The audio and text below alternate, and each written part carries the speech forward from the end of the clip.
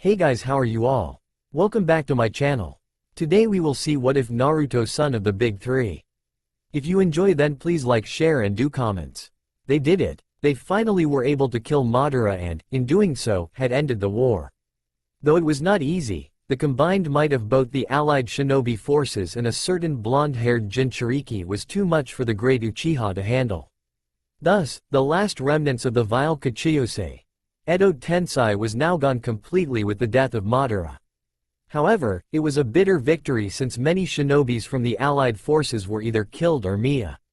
But what hurt most for the hero of the war was the loss and death of his best friend, Sasuke Uchiha. It couldn't be helped. It was either utter defeat or personal loss, and he chose what he dictated to be the lesser of two evils. But that was the turning point in the war.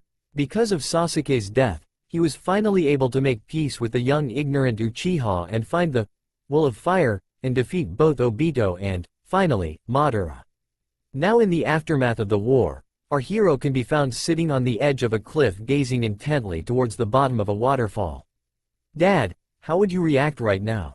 I know I should be feeling happy and relieved, and yet, I feel empty and incomplete. I always believed that if I ever became a hero then everyone would love me and respect me. But now those childish thoughts are meaningless. What's the point of being a hero if you can't save everyone? Groaning, the boy wiped his eyes that were still tinted with tears from his moments of grieving. Our forlorn whiskered boy could not think properly while around a cheery and celebratory environment. That is why he quietly left his friends and peers and sought out this secluded place with only the sound of the waterfall making any noise there. This gave the boy the chance to catch up with his emotions and thoughts since he had not done so in such a very long time. Sighing out loud once again, Naruto couldn't help but notice that the sounds of crashing water from the waterfall only helped to make his thoughts that much clearer. Because of his deep thoughts, however, he did not hear the footsteps of the ninja walking up to him until the man put his right hand on the boy's shoulder. Flinching instinctively, the boy swiveled his head quickly to the left and was welcomed to the sight of his sensei's signature eye smile. "Yo," the man greeted simply before sitting beside the conflicted boy. This made the boy grin a bit before nodding the man's presence and moving a little to the right in order to make room for the man.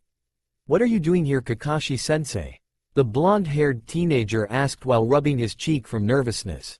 "I could ask you the same thing, Naruto," the said man retorted before pulling out an orange book and beginning to read from it. Both ninjas soon became content with the silence and were quickly engrossed with their own personal activities. Except for the occasional perverted giggles from the one-eyed man, everything went back to the way it was before the man had shown up. "What is the purpose of being a shinobi?" Naruto suddenly asked while still gazing towards the bottom of the waterfall. This question prompted the man to close his book since he knew this conversation would be long and insightful. "Well, the primary purpose of any shinobi is to carry out any tasks that is deemed necessary for the greater good of the village. For us, the Hidden Leaf Village, we follow the Hokage's orders because we believe his dreams and aspirations are what is best for our village and the prosperity for our future children," he stated before looking up towards the blue sky. Naruto did not react to his sensei's statement but rather kept his stoic look while never blinking once from the explanation. "So then, we're just tools?" Naruto questioned before finally peering back at his sensei. This made Kakashi scratch his head in thought before he spoke up once again. "Well, if you think of it like that, then yes, we are in a way just tools. But alas, that is the fate of all shinobis and we are no different. For if we are not tools, then we are weapons and you can clearly see the consequences of becoming one." Kakashi nodded towards a random direction in order to get his point across. Naruto understood perfectly well the man's inferred meaning and example. Still, he was not completely satisfied with that revelation. But it had managed to quell one of his many lingering conflicts that had plagued his thoughts. "That makes sense, I suppose. Thanks for the conversation, Kakashi-sensei." Naruto smiled while thanking his sensei, which ultimately led to the end of their little chat. Kakashi merely gave Naruto another eye smile and a pat on the back before getting back up and leaving the young boy once again alone with his thoughts. Rubbing his forehead in thought, Naruto quickly replayed his little conversation with his sensei and couldn't help but to frown at his former teacher's explanation. Shaking his head, Naruto decided that he had given himself enough time to be a depressed little boy and that it was now time for him to rejoin his friends and to celebrate along with them. Suddenly, a large beam of light breaks through the sky and envelopes the young shinobi and stops him dead in his tracks. What the? But before Naruto could utter another word, the beam of light materializes him into many finely fragmented pieces of gold dust that then get shot back up to the sky and vanish. The Valley of the End was quiet once more, with only the waterfall crashing down making any disturbances in the serene environment. Entrance to Camp Half-Blood. Mom! A young teenage boy with jet black hair and bright sea-green eyes screamed out while watching his mother get crushed and dematerialize into golden dust in the Minotaur's hand. Falling on his hands and knees, the boy bangs his fist, from anger and frustration, into the ground with such force that it leaves several bruises on his knuckles. But the boy is unaware of the pain because of his absolute hate and anger towards the menacing monster. "Percy, we have to go now," a familiar voice cried out, breaking the boy's thoughts and diverting all the attention towards the strange-looking boy with goat legs. But Percy was not going to leave until he defeated the monster who killed his mom.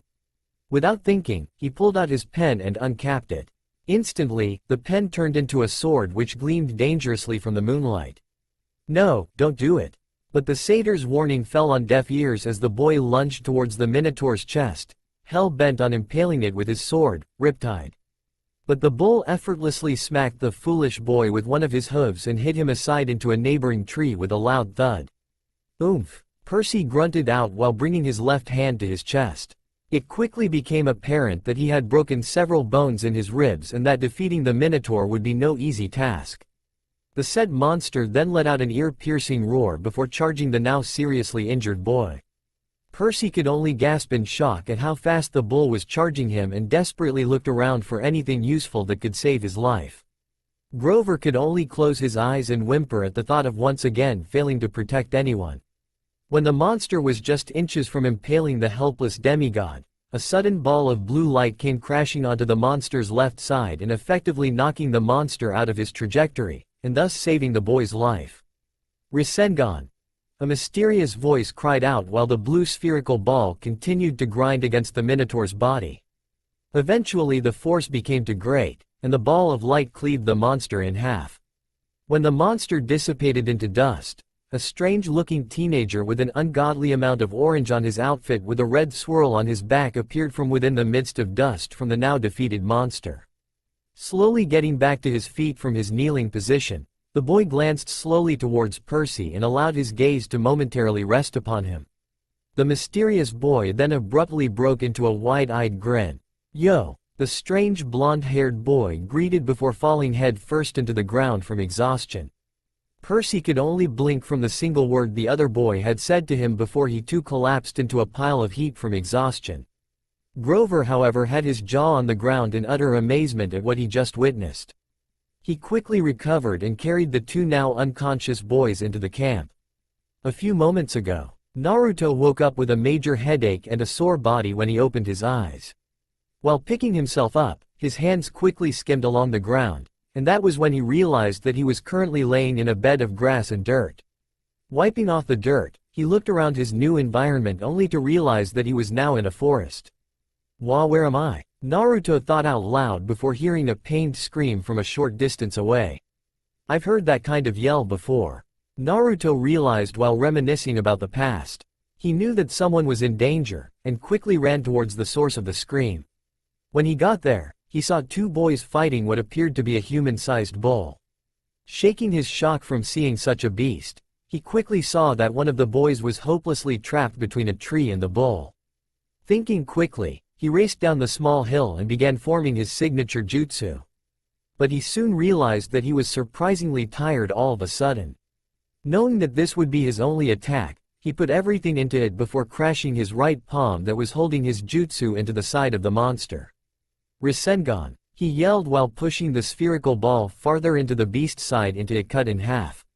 Falling on his knee in exhaustion, Naruto couldn't help but smirk a little from seeing the monster turn into flakes of golden dust. It was odd that he found satisfaction from seeing a living thing turn into gold dust rather than painted in blood. Noticing that the two boys were now staring at him with no decency as to blink, he painfully got back to his feet before staring back at the younger boy by the tree. "Yo!" Naruto was able to manage to speak out before passing out. While falling towards the ground once again, he saw the boy's eyes widen in shock before he hit the ground and was greeted to darkness. The next day, Naruto opened his eyes abruptly and saw immediately a tan-colored sky. Blinking in confusion, he tilted his head to the right side and finally noticed that he was, in fact, in a tent. Rubbing his eyes in disbelief, he slowly tried to get back up before a gentle hand kept him in place. Looking towards his left side, he noticed a calm-looking man gazing at him questioningly before he retracted his hand from his chest. Naruto was about to ask him who the man was before the said man beat him to the introduction. "Hello young one, my name is Kirin. And I am the activities director for this camp," the now identified man introduced. Naruto merely nodded at the greeting before letting his eyes drift towards the floor. He immediately noticed the man was actually half of one to be exact. Where the man's legs and lower body should have been, there was a horse body instead. Widening his eyes in befuddlement, Naruto's mouth quickly took the form of a gaping fish, which was begging for air. "Ah, I see you've noticed my oddity." Naruto nodded dumbly now while never taking his eyes off the oddity. "Yes, well as odd as it may be, it's still not polite to stare young one." This statement quickly made Naruto tear his gaze from the man's horse legs. Laughing nervously, Naruto rubbed the back of his head sheepishly in embarrassment. "Sorry about that horseman. My name is Naruto Uzumaki." Naruto apologized immediately afterward. This new name for himself made Kirin raise an eyebrow however. "The proper term for my kind is that I am a centaur," Kirin said while pretending to feign anger. This made Naruto hastily put his hands up in an apologetic manner. "Ha ha ha, I'm just messing with you. Though I am curious about you. I'm sure you have many questions about where you are right now, correct?" Naruto, again, nodded. He didn't want to speak so soon or else risk appearing to be rude to this man again. "Well, you are currently in Camp Half-Blood, the medical wing to be exact," Kirin stated simply. Naruto let his eyes roam freely and could see similar patients in their beds that provided proof that he was indeed in the medical area of the camp. Hearing a cough, Naruto reverted his attention back towards the centaur. "Now, do you know what makes this camp different than all the others?" Kirin asked. He soon got a shake of the head from Naruto and let a small smile grace his face before continuing. "This camp is special in that only demigods can participate in this camp." Seeing Naruto's question look, Kirin guessed the boy did not quite understand what a demigod was exactly. A demigod is a child born directly from a god. Naruto now had his jaw on the ground and his eyes were now practically bulging from his eye sockets. "Wha, do you mean everyone here is a demigod? Even you?" Naruto muttered out in disbelief. "Yes, indeed everyone here is a demigod, including you. Me on the other hand, well let's just say I'm a special case." Kirin winked at Naruto who was now trying desperately to piece his head around the newfound information. "So let me get this straight. Gods are real?" Kirin nodded towards Naruto's implied question. "Gods can have children and thus are called demigods?" Again, Kirin nodded. "Well, how many gods are there?" Naruto asked innocently enough. This however presented Kirin with another dilemma. "Naruto, how well versed are you in Greek mythology?" He got his answer in the form of a tilted head from Naruto which showed the boy did not understand a thing about the subject. Sighing out loud, he decided to give Naruto a crash course in it with his explanation. "Okay, well to answer your first question there are many gods. However, the most important gods you should know are the 12 Olympians. They are the most powerful and respected gods in this world.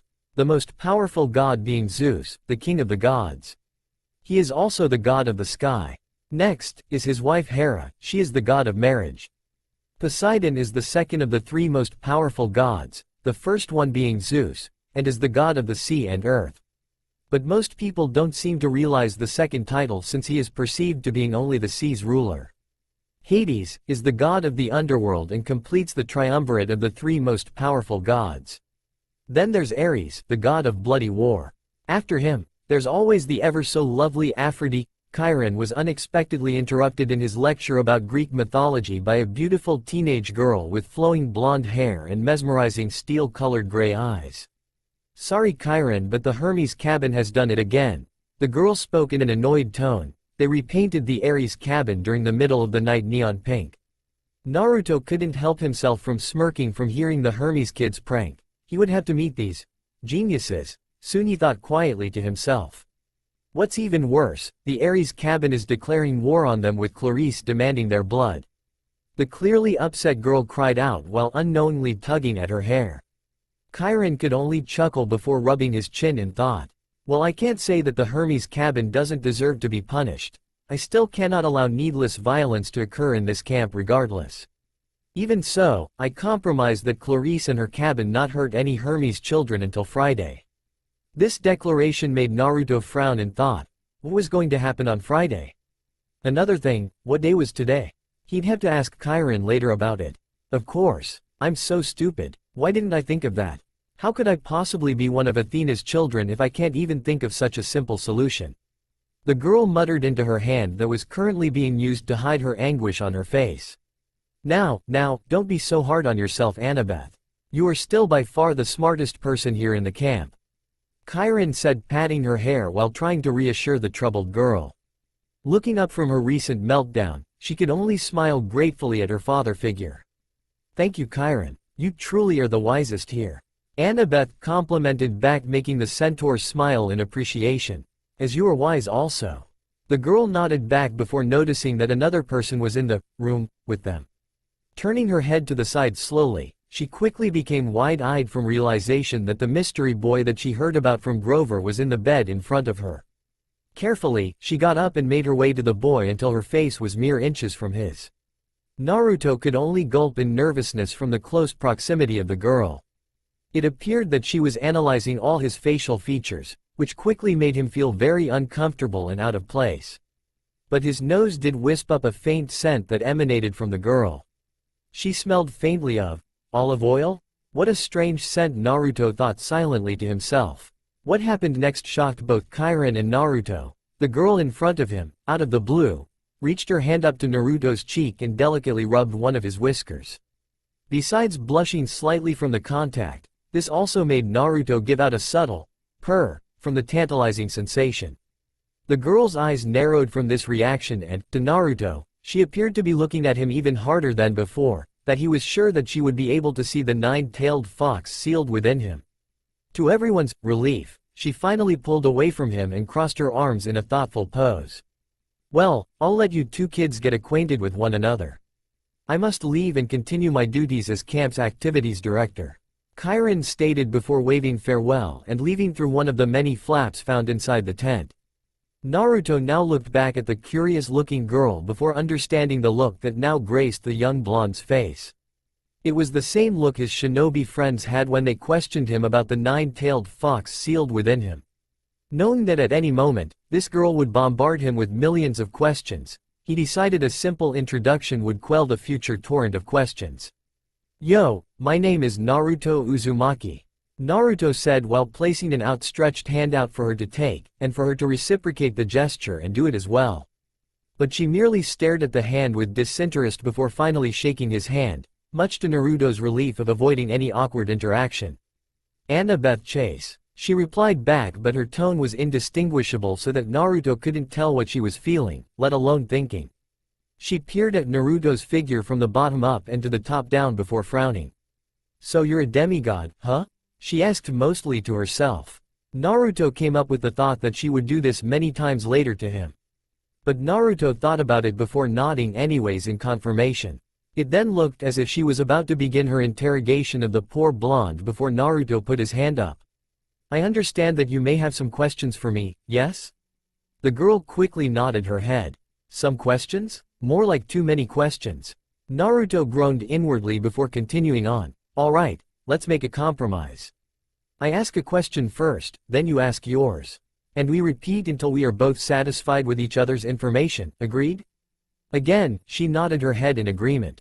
Now taking a thinking pose, Naruto thought came up with several questions, but decided to choose the best one he could think of. You mentioned earlier while talking to Chiron that you were the child of Athena. Who is she? Is she also a god? Naruto asked innocently. Annabeth rolled her eyes in impatience before answering back, yes, my mom is a god. More importantly, she is one of the 12 Olympians. Specifically, she is the god of wisdom and war.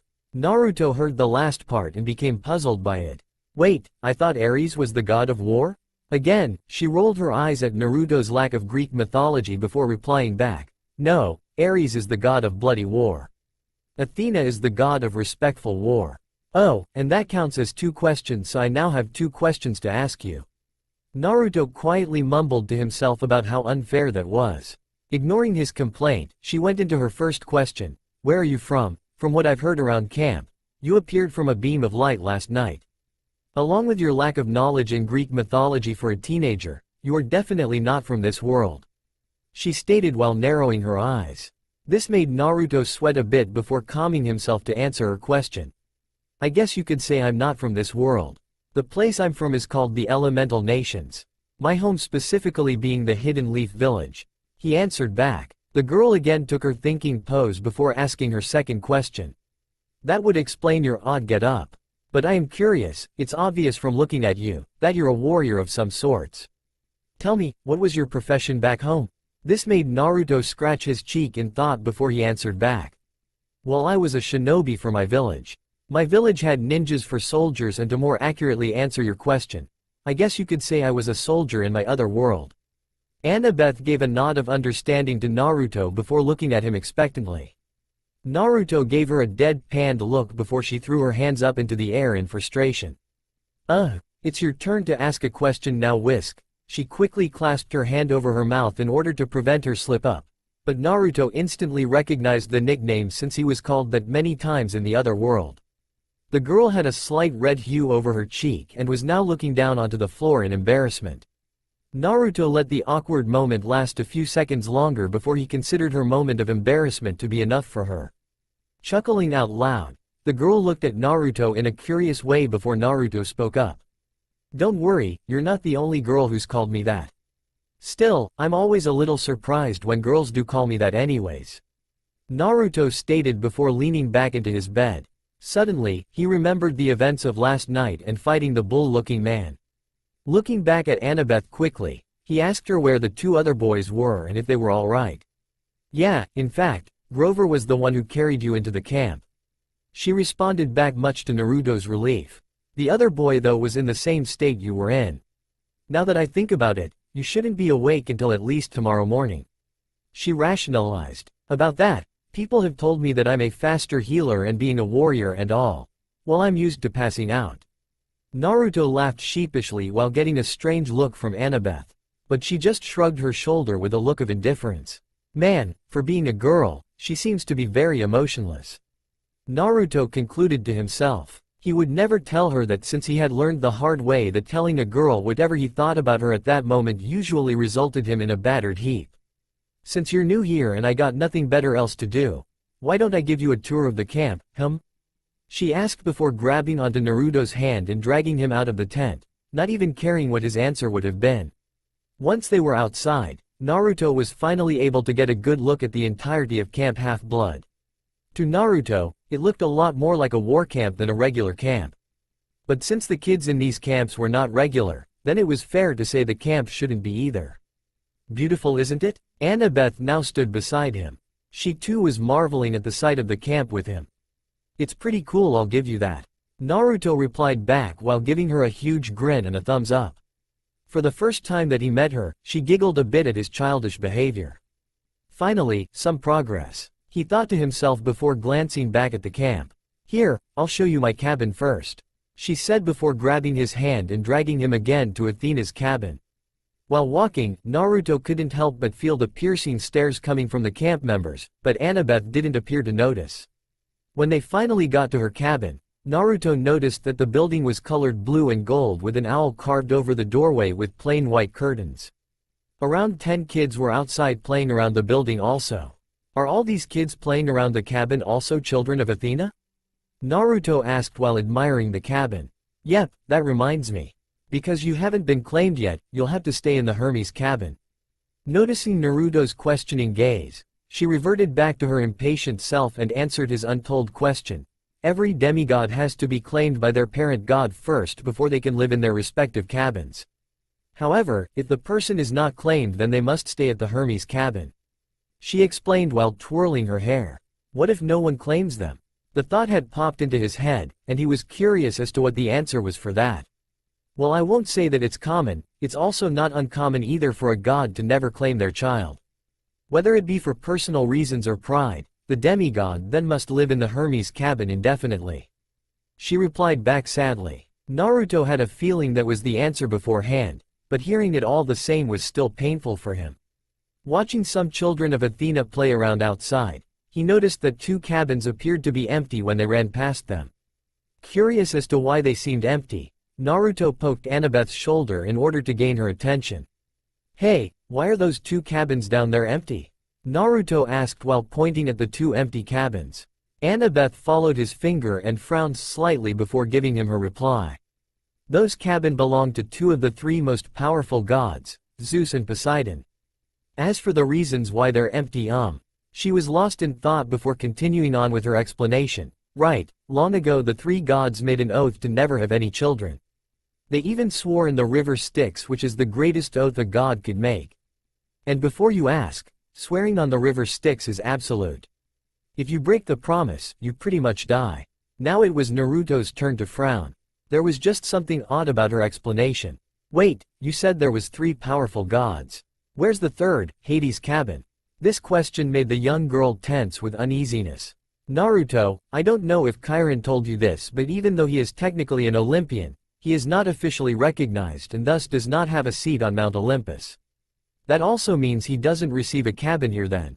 This irritated Naruto greatly. How could family treat each other with such disrespect? If he kept hearing explanations like these, he feared that he would never fully understand this new strange world. Sorry, but I think it's time to show you to Hermes' cabin. I have other stuff I must do later tonight, she stated apologetically while motioning for him to follow her. He was kinda surprised that she didn't grab his hand and drag him again, but he shrugged and followed after her. A few moments later, Naruto came upon a really worn-looking cabin that, he thought, could use a makeover. Turning his head over his right shoulder, he saw Annabeth standing behind him with a nervous grin. Again, I'm sorry, but the Hermes cabin is the oldest and most populated cabin out of all the gods' cabins. She muttered out disappointingly, but Naruto didn't really mind it. If it was really bad though, he could always sleep outside, so there was always that.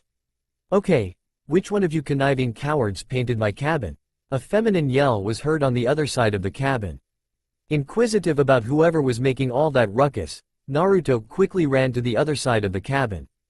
Annabeth however knew right away that only one female would have the galls to yell out with that much anger. When they both rounded the corner, they could see a girl with long, stringy hair with pig-like brown eyes. She was currently holding a small boy by the gruff of his neck collar and glaring daggers into his eyes, or soul. Naruto couldn't tell. If he could make any comparisons with anybody he knew with her, then she would be very similar to a certain pink-haired kunoichi. Finally noticing that 2 new people were staring at her, she carelessly dropped the poor boy and began marching towards Naruto and Annabeth. Brace yourself, boy, Annabeth whispered, which made Naruto narrow his eyes towards the approaching threat. Instinctively, he brought his left hand towards his weapons pouch in case things got messy. Oi, you're the new blood around here, am I right? The girl paused in her walk while eyeing Naruto questioningly. He gave a slight nod, which made her grin slightly. So you're the one who defeated the Minotaur. I am surprised that such a newbie could defeat a monster so easily though. You must be pretty powerful. The girl whistled out before noticing the other girl standing beside him. Hey there, Miss Smarty Pants. What are you doing hanging around a warrior like him? Shouldn't you be reading your little books and doing whatever smart people do? She jabbed at Annabeth. Well, whatever I do choose to do, I can always do it better than you, musclehead. Besides, you should ask your daddy about that. I bet he could tell you his personal experience of being bested from my mother. Annabeth smirked from the now enraged look the girl now had on her face. Oh, you'll pay for insulting my father, Ares, wise girl. The girl hissed while slowly drawing out her spear. But Naruto quickly noticed that her spear was no regular spear since a spark of light flashed from the tip of it. Oh please Clarice, don't patronize me. We all know your whole family is filled with dogs who only bark, but can't bite when it comes down to it. Annabeth grinned even wider from seeing her insult affect the war god's daughter even more. Why you little bitch, but her derogatory statement was interrupted by a cough from a blonde-haired boy. I know you girls want to kill each other, but I think Annabeth has something to tell you from Chiron personally. Naruto said while trying to cool off two angry females. Annabeth was about to retort with an insult to Clarice before Naruto gave her a stone-cold glare. Sighing out loud, she relayed her message. That's right, we have the weekly game of Capture the Flag this Friday. Perfect, I can kill both the Hermes cabin and you with one fell swoop. Clarice exclaimed while kicking another table over. She then began to walk past the two teenagers before she stopped directly in front of Naruto. You know, any person who can kill a monster that easily is okay in my book. Clarice commented while winking at Naruto. This made him raise an eyebrow, but shrugged it off and he muttered a quiet thank you. Though he would admit she was very pretty for such a violent person, previous history with violent women had taught him to stay away from such females, in a romantic form anyways. Huh, you should read a book first then. Annabeth snorted while getting in the last word, not caring that what she did was very unladylike. Clarice only responded to her insult with a death-promising glare before she marched away angrily towards her own cabin, kicking anything smaller than her over. Hearing a sigh escape the girl next to him, Naruto put a hand on her right shoulder in worry. Are you going to be okay, wise girl? Naruto asked with evident worry in his tone. But Annabeth lifted her right eyebrow at his name calling. Wise girl, I don't remember giving you permission to call me that. Well, it's only fair since you called me Whiskers. Naruto responded back. This elicited a response from Annabeth. Her cheeks got red again from embarrassment and she once again gazing at the ground. Idiot, she mumbled out quietly much to Naruto's amusement. Realizing that they were the only ones outside, Annabeth said her goodbye to Naruto. Her head was still looking at the ground when she did this, and swiftly left for her cabin to turn in for the night. Naruto chuckled at the girl's predicament before entering the Hermes cabin. A lone figure could be seen gazing idly off into the distance with a look of contemplation drawn onto his face. His fingers were rapidly tapping the side of the railing impatiently. The man had long dark gray hair with a gray and black beard. He was also sporting a dark blue pinstriped suit that only made the figure that much more menacing. The beautiful lights that he was admiring from the city scene below him were marred with obnoxious honks and yells from the occupants below. Helicopters and various other loud flying vehicles were also drowning out the natural beauty of the city. These ridiculous flying contraptions annoyed the man so greatly that he swore on the river Styx that he would never ride in one of them ever. But being the god of the sky made the oath very possible, so this absolute promise meant little to him in terms of danger. Now being quite bored from leaning against the railing for a whole hour, the man decided that he needed to sit down. Choosing a nearby bench to sit in, he quickly made his way over to it and began to stroke his beard with annoyance. Where the hell is that man? He thought quietly to himself. The man was supposed to be there an hour earlier. But knowing his brother, he already had suspected this would happen. His brother was always truant to all their important meetings, so why would this case be any different? Unconsciously reaching for his right pants pocket, he disappointingly grabbed air from within it. Frowning from his automatic coping mechanism, he let loose another groan of what he thought to have been one of many. Suddenly, a nearby sound was heard, which made the patiently waiting man feel a rush of joy. Exiting the elevator, a man with black hair, a neatly trimmed beard, sea-green eyes, and a nice tan stepped out of it. He was wearing Birkenstocks, leather sandals, khaki Bermuda shorts, and a shirt with coconuts and parrots on it, or any other Hawaiian shirt, and a battered cap decorated with fishing lures. Like the other man, he had an aura that demanded respect from anyone who was near his vicinity. The man casually began walking to the seated man with a slow pace, much to the other man's disdain. I see you're still a prima donna, the annoyed man muttered out while patting the right side of the bench with his hand. The mocked man then sat down next to the other man with a large feral grin protruding from his mouth. Yo, long time no see, huh brother? The cheeky man replied back. His response was met with a snort from the other man. Even after countless years, his brother had changed very little in terms of personality. But he could also relate with his brother, since he too had changed little after all these years. Still, he wished his brother had at least changed his sense of style. He was always too serious, and his apparel matched his attitude perfectly. Quit the small talk, Poseidon. The now-named man frowned slightly from the sudden atmosphere change. You know why you're here, correct brother? The man asked while turning his head so that his eyes were now staring directly into the other man's eyes. Scratching his head in thought, the man soon replied, "Oh, I don't know, do you need me to cover for you again? Like the last 100th time?" Poseidon smirked when he saw his brother's face uncharacteristically turn a slight shade of red. "That is no joke, Poseidon. We both know that my wife gets quite temperamental when I do those stuff. Look at what she did to Hercules." The fanatic man yelled, much to the amusement of the other man. "So really, why did you call me up here, Lord Zeus?" Poseidon asked, his demeanor now completely serious. Zeus, realizing his brother was giving him the proper attention, nodded his head before talking. "Someone has stolen something very precious from me. This item represents my power and my will. In essence, this weapon is the very symbol of my being," Zeus said while narrowing his eyes slightly. Thinking quietly to himself, Poseidon soon let his jaw drop to the ground when he came to the answer. "Your master bolt has been stolen? But how?" he asked, now very much concerned for his brother. But he was shocked, however, when his brother turned to face him with his eyes still narrowed. Actually, his eyes might have narrowed even more. Gasping in surprise, Poseidon immediately stood up so that he was now leveled with his brother. "You think I took the bolt? Are you truly that paranoid to believe that someone of your own flesh and blood would steal it from you? And besides, gods cannot steal symbols of power from each other anyhow," he yelled back with anger laced in his voice. It was true, he and his brother had many conflicts over the years for the control of power. But, even if he did want to unseat his brother, stealing Zeus's master bolt was below him. If he were to ever take power from his brother, it would be from defeating him with his own powers.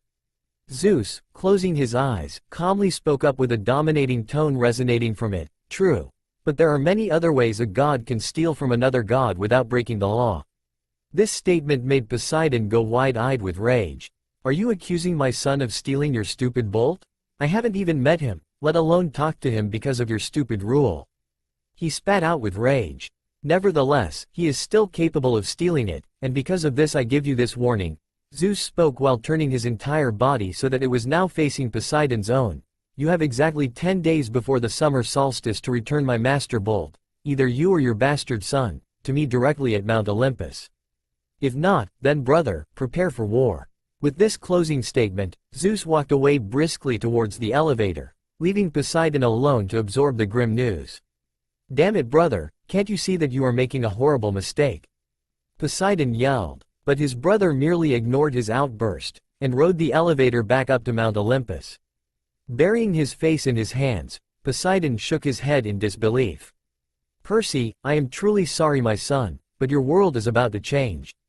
I'm afraid that I have given you a burden that no son deserves to bear. But you are the only person who can solve this problem. If you do manage to complete this quest, and if we do not go to war, then I promise on the river Styx that I will explain everything to you afterwards. Be strong my son, because unlike me, you will not fail your loved ones." He prayed silently, ironic, huh? After a brief moment of despair, the depressed figure vanished in a swirl of water, leaving nothing but small a water blotch that eerily resembled the god of the sea. However, the figure was missing something very symbolic that helped distinguish him from the other gods. In his right hand, where there should have been his trident, there was simply nothing. Camp Half-Blood. Smelling the familiar scent of olive oil, Naruto's eyes slowly fluttered open so that his eyelids were half opened when he saw it. Two steel-colored eyes were staring deeply into his own when he realized, in that moment, that he was being watched in his sleep by the girl from yesterday. "Gah!" Naruto shrieked out while quickly leaning his back onto the pine tree. He was now standing and was also now very much awake. "You know, you talk in your sleep. Did you know that?" the girl asked in a casual manner. "What the hell? Why were you watching me sleep, wise girl?" Naruto practically yelled, making the young girl cringe a little from the unexpected noise. The girl, after recovering, rolled her eyes at Naruto's untold accusation. "Relax sleeping beauty, I was only watching you for about a minute." Naruto narrowed his eyes suspiciously from her statement, obviously wary of the girl. "As to why I'm even here, Chiron wanted me to educate you a little more in Greek mythology." Naruto, still a bit dazed from suddenly waking up, asked her a more personal question. "Did I say anything weird while I was sleeping?" he asked seriously. Watching the girl's reaction, He noticed something was off when the girl muttered a quick no. She's lying. She definitely heard something important. Naruto deduced before he decided to let her slide for the time being. Kirin said that he was telling you about the 12 Olympians before I interrupted his little spiel. Do you remember where you had left off? Naruto scratched his chin in thought. We talked about the 3 powerful gods. Then we talked Ares, the god of bloody war. Oh, I remember. Naruto blurted out in his head. Yeah, we left off with a person named Aphra something. Naruto answered back. The goddess whom I believe you are referring to is Aphrodite, the goddess of love, joy. Annabeth muttered out dryly. Well, I already told you about my mom, Athena. So let's talk about another goddess. Demeter, goddess of agriculture. She is the main reason for why we have seasons here. But the explanation about her daughter, Persephone, is better told for another time. She said. Naruto simply shrugged his shoulder at this. The less explaining she did, the less he would have to remember. Shit, he already forgot about some of the other gods' names and powers. I really have to take these explanations more seriously. He thought sorely to himself. Then there's Apollo, god of light. He's the god who carries the sun across the sky with his chariot. Without doing this, there would be no days. Next, we have Hermes. He is the messenger of the gods, and he also is the person who allows all unclaimed demigods to stay in his cabin. Naruto nodded at this, understanding perfectly well that he should be thankful to this god, even though he didn't actually stay in the said cabin. Artemis is the goddess of the hunt. I must warn you since you are a man that she well known for her hatred of men. Annabeth warned. Continuing on, Hephaestus is the next god. He is the god of fire and the forge. He makes many weapons for the gods and heroes. Finally, we have the god of wine, Dionysus. He is actually one of few gods you can meet easily with since he is our camp director. However, he dislikes heroes greatly and acts very unpleasantly around most campers here. She sighed, before glancing back at Naruto. She had unconsciously turned her head so that she was gazing back at the camp during her long, but brief, explanation for each of the 12 Olympians. Naruto, nodding that he understood what she had just told him, took the rare moment to speak up. So, is that all you needed to do with me? Annabeth slowly nodded her head in confirmation, not remembering Kirin telling her to explain anything else to the mysterious blonde boy. Again, the boy nodded his head, before saluting. Well, I guess I'll be off then. After speaking the last word, Naruto, surprisingly went up in a cloud of smoke. Coughing from the sudden appearance of smoke, Annabeth waved away the smoke so she could see. To her astonishment, Naruto had completely disappeared in a cloud of smoke. Blinking several times in disbelief, she began to look around the pine tree for any signs of the boy. Obviously, she found nothing. This conclusion frustrated her immensely. What she just witnessed defied any logic within her thinking. Turning back so that she was facing the camp once again, she noticed an orange blur cross her sight from the corner of her left eye. Knowing full well what that blur was, she began racing after it, determined with catching and bombarding it with all her newfound questions. The pine tree was once again alone when Annabeth left to catch the sneaky blonde. Now alone, if someone had watched the tree carefully, they might have noticed the tree make an unnoticeable shake from the base of it. Naruto was now sprinting through the camp. He didn't want to leave Annabeth like the way he did, but he also wanted to at the same time explore around the camp by himself. So he compromised by silently creating a clone and leaving it with her. He also figured that he wouldn't miss anything since the clone's thoughts would come back to him once it dispersed. Just around that time, however, the now dispersed clone had its thoughts transferred to the originals. Face-palming himself, he cursed quietly at the clone for poofing out of existence. Sure, it would be a normal circumstance in his other world, but Naruto was quite sure that this world would look at all his ninja actions as odd and foreign to them. Sighing lightly, he decided to stop running and to gaze at his now new environment.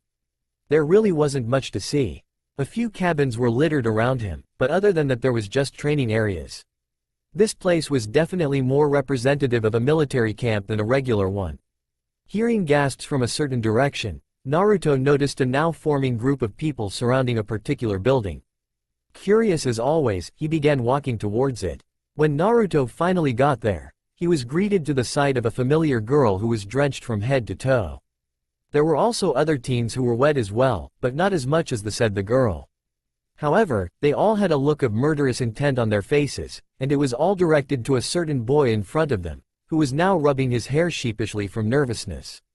"I don't suppose a simple apology will do, even though you did try to dunk my head in the toilet," Percy mumbled the last part. The girl had her hands clenched in anger. It was pretty evident that she felt absolute loathing for the boy. Why is always the females who are the scariest? Naruto grunted to no one in particular. This is not how it's supposed to work. Newbies are supposed to get this treatment, not me. Clarice screamed while still very much glaring at him. Then why didn't I get pranked, warrior girl? Naruto interrupted while slowly walking beside the boy he had saved 2 nights ago. Percy's eyes went wide open in recognition of Naruto. But before he could say anything to his savior, a very angry female reclaimed his attention. "You're strong, unlike that piece of scum. You actually defeated his opponent since he was too weak to do it himself," she retorted, unaware of her current state because of her anger toward the young black-haired boy. "There is more to a person being called strong than fighting, you know?" Naruto replied back. "What else could possibly deem a person worthy than fighting?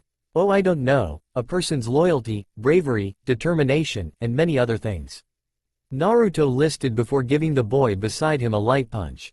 "Hey, what was that for?" Percy asked, puzzled as to why this boy was now bullying him. "I'm just a bit annoyed that every time I have seen you, you have either been fighting with something or someone." Naruto shook his head in disappointment. "Hey, move out of the way, kid. I have no quarrels with you. It's the boy beside you that I wish to teach a lesson to," Clarice warned while pointing directly at Percy. This made Percy gulp a bit from being called out in front of so many people who had now encircled them. Naruto looked between the two people with a look of thought. Shockingly, Naruto simply shrugged his shoulder and moved away from Percy, much to the young boy's horror. "Wait, why are you leaving? Do you really want to see the person you saved die by this barbaric girl?" The scared boy pleaded, much to Naruto's annoyance. Rolling his eyes, he glanced back at Clarice, who now sported an unnatural smile on her face. "Kid, I would advise you not to agitate your opponent, especially this one. And for the reason why I am not helping you. How should I put this? You start a war, you fight it yourself. I will not fight your wars if I don't need to," Naruto muttered, much to the boy's terror and the girl's delight. "Damn, I think I'm in love," Clarice muttered out sarcastically, while still smiling like a mad woman. This made Naruto chuckle. He did not expect the God of War's daughter to ever mutter those words out. Both demigods pulled out their respective weapons. Clarice grabbed the electrified spear that was attached to her back. Meanwhile, Percy, still conflicted as to whether or not he should fight this girl, finally uncapped his pen, much to his disdain. Instantly, the pen became a 3-foot-tall double-edged celestial bronze sword. The two combatants then slowly began to circle around one another. But before anything could happen, a yell was heard from within the crowd. "Stop, you guys," a heavily huffing Annabeth shouted while trying to regain her breath. "Clarice, you know what Chiron told you, no fighting until Friday." "Yeah, and what's to stop me from breaking that deal?" Clarice replied, gripping her spear tighter in annoyance. "Do I need to remind you about the last time you broke one of Chiron's little deal's musclehead?" Annabeth warned. She then felt a sense of satisfaction when she saw Clarice's face go deathly gray. Knowing her threat was a direct hit, she began shooing away the crowd, much to their disappointment of not seeing a battle. Clarice, however, cursed loudly to Percy before storming off with her supporters following closely behind her. Letting go a breath that he was unknowingly holding in, he sighed loudly to himself. He let himself fall to the ground so that he was laying with his back on it. He was really happy that he didn't have to fight that girl, or else he was afraid that she would have absolutely annihilated him. "Where do you think you are going, Naruto?" Annabeth said while tapping her right foot with impatience. During the chaos, Naruto had tried to escape, but was quickly apprehended by the daughter of Athena. Knowing that he couldn't escape without attracting more attention to himself, he relented and began walking back to where the two teens were. "You owe me an explanation," she stated while glaring at the young shinobi.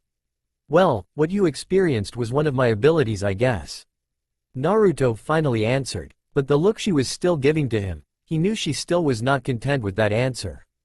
"Okay, I guess it wouldn't hurt too bad if I told you a little more about it. The ability simply allows me to clone myself. The clone can do whatever I can do to a certain degree." but it can be cancelled by a simple attack or by yours truly. Annabeth took her thinking pose, which was having her pointer finger on her chin, while her left hand was idly creating motions that resembled circles. Speaking of abilities, what was that you did to Clarice? Naruto asked, now looking down at Percy who was still laying flatly against the ground. Shrugging his shoulders, he answered back, I don't really know myself. One moment I was being dragged into the girls' bathroom, the next moment the water from the toilet explodes out and pours Clarice and her gang out of the bathroom. I'm surprised though that I don't seem to be wet in the very least. Percy added while frowning from the statement. Wait Percy, you actually controlled the water? Annabeth asked. She had quietly joined their little discussion after she was done thinking about Naruto's earlier ability. Percy instantly noticed the girl when she walked towards them. He couldn't help but to blush slightly from having an attractive girl speaking directly to him. But he quickly remembered that the girl had asked him a question. Looking up in thought, he suddenly got to his feet before replying, yeah, you could say that. It was a really strange feeling now that I think about it. Naruto noticed that Annabeth had the same look on her face that she had earlier when he asked her if she heard anything strange from himself while he was sleeping. I see, she whispered. This made Percy give her a strange look before diverting his attention once again back to Naruto. Forgetting your most recent actions, I have to thank you for saving Grover and I or else we would have surely been killed. Percy stated before reaching his hand out. Noticing what the boy was asking, Naruto quickly reciprocated the boy's welcoming gesture. The name's Percy Jackson. Yo, my name is Naruto Uzumaki. As for helping you and your friend out, it's no big deal since the place I'm from, I am constantly saving people's lives. I am also taking them. Naruto thought sadly to himself. Percy noticed his sudden sad attitude and decided to change the subject. So what I have learned from this place, every camper here is a demigod, or half a god to be more precise. Naruto nodded in agreement but was wondering where this conversation was leading them towards. Then that means we both are either a child of a god or a goddess. Again, Naruto nodded in agreement. Okay, I don't suppose you know who your parent is then? Percy asked innocently. Naruto frowned slightly from the question. From what he had known before, he definitely knew his parents. But he didn't remember any one of them as potentially being either a god or goddess. Shaking his head, Percy groaned with disappointment. I'm guessing you don't know your parent as well? Percy nodded his head in confirmation. But Naruto had already deduced who his parent could have been. While hearing that you controlled the water in the toilet, it would be a safe guess that your parent is Po. A hand was quickly clasped in front of Naruto's mouth, effectively muffling his last words. Glaring slightly at the girl who had interrupted his revelation, he noticed Annabeth mouth the words, I'm sorry. Huffing with frustration from not being able to speak his mind, he gently removed her hand from his mouth. Percy though had stared at the scene between them with a funny look. Naruto was going to say that your parent could have potentially been one of the Olympians. Annabeth hastily replied, hoping that Percy wouldn't press on. Thankfully, he seemed to be content with that information. Thank the gods this boy is dense beyond all reason. She silently thought before, unexpectedly, pulling Naruto to the side in order to have a private discussion with Naruto much to Percy's confusion. Don't you remember what I said earlier? The three gods were never supposed to have children. If what you were about to blurt out is true, then the oath would have been broken for the second time. Annabeth hissed, not realizing her slip up. But Naruto, actually listening intently, caught it. There's another child? Naruto asked. Annabeth slapped herself mentally for revealing such an impactful secret. Do you, Naruto, swear on the river Styx to not tell anyone what I am about to tell you? Annabeth demanded. Realizing the seriousness, he nodded in agreement. Repeat it out loud, she commanded. Sighing with annoyance, he reluctantly did as he was told. I, Naruto, swear on the river Styx to never tell anyone about what you are about to tell me. Suddenly a loud boom could be heard in the distance.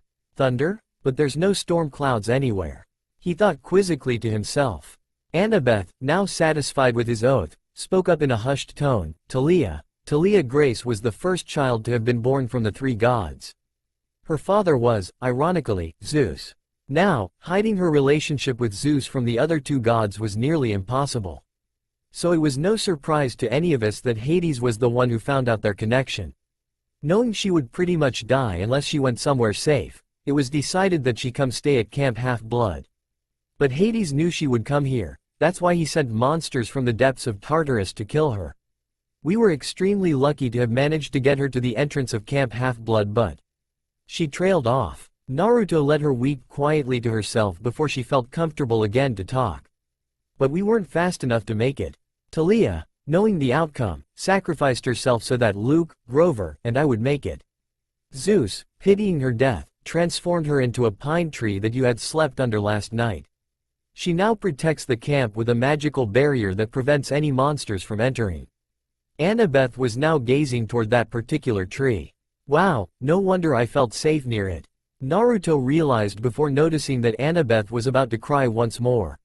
Without thinking, he wrapped his arms around her for comfort, and began whispering soothingly into her ear. Hey, don't cry, wise girl. I too have had my share of losses, he whispered. Annabeth blushed heavily from the proximity of the older boy, and was quite surprised that he had decided to hug her. But she didn't pull away, she felt quite comfortable wrapped around the mysterious boy's arms and was now feeling a lot better. He smells a lot like ramen. The girl giggled silently to herself. They stood there together for a moment longer before a cough was heard. Realizing suddenly that Percy was standing literally 25 yards from them, they quickly separated with small colors of pink dotted across their cheeks.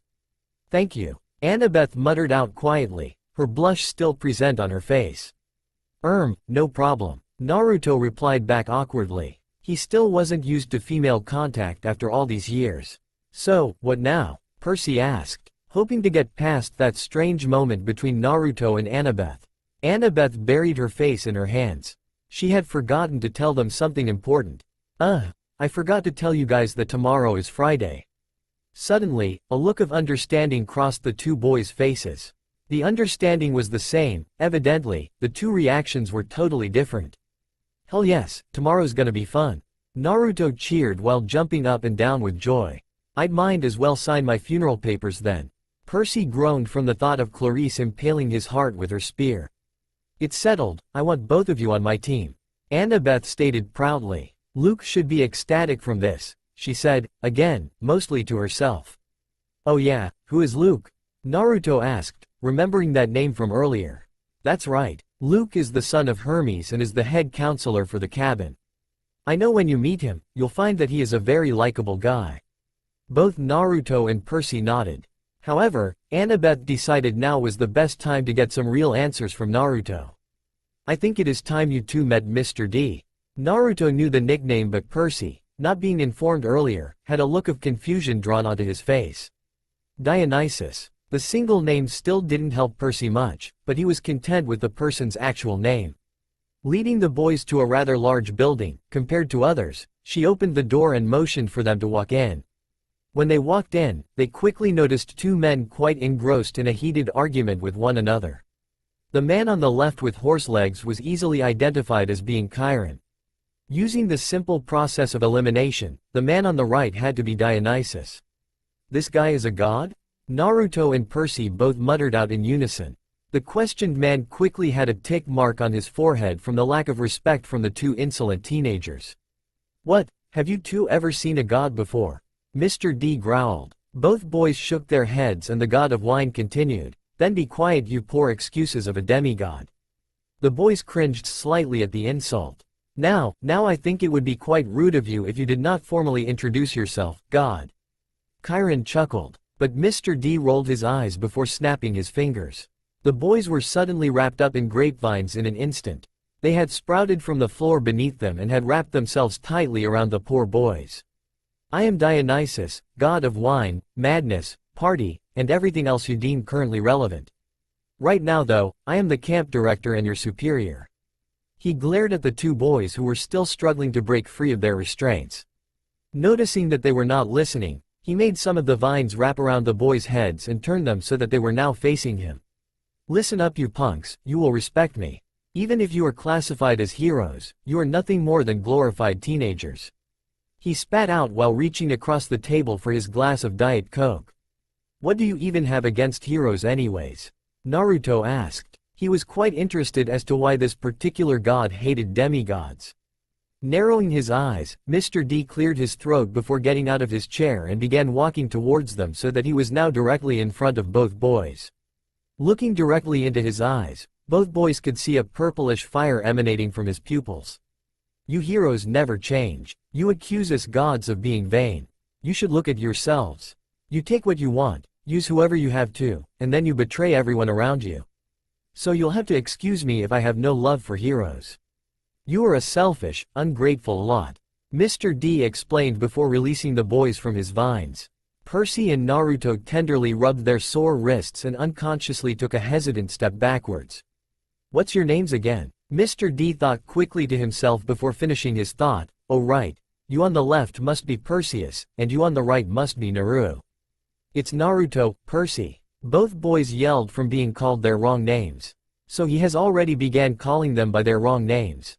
Chiron thought quietly to himself while sighing softly at his co-worker's show of affection. Same thing. Mr. D corrected while sitting down into his chair once again. So, how can I help you brats?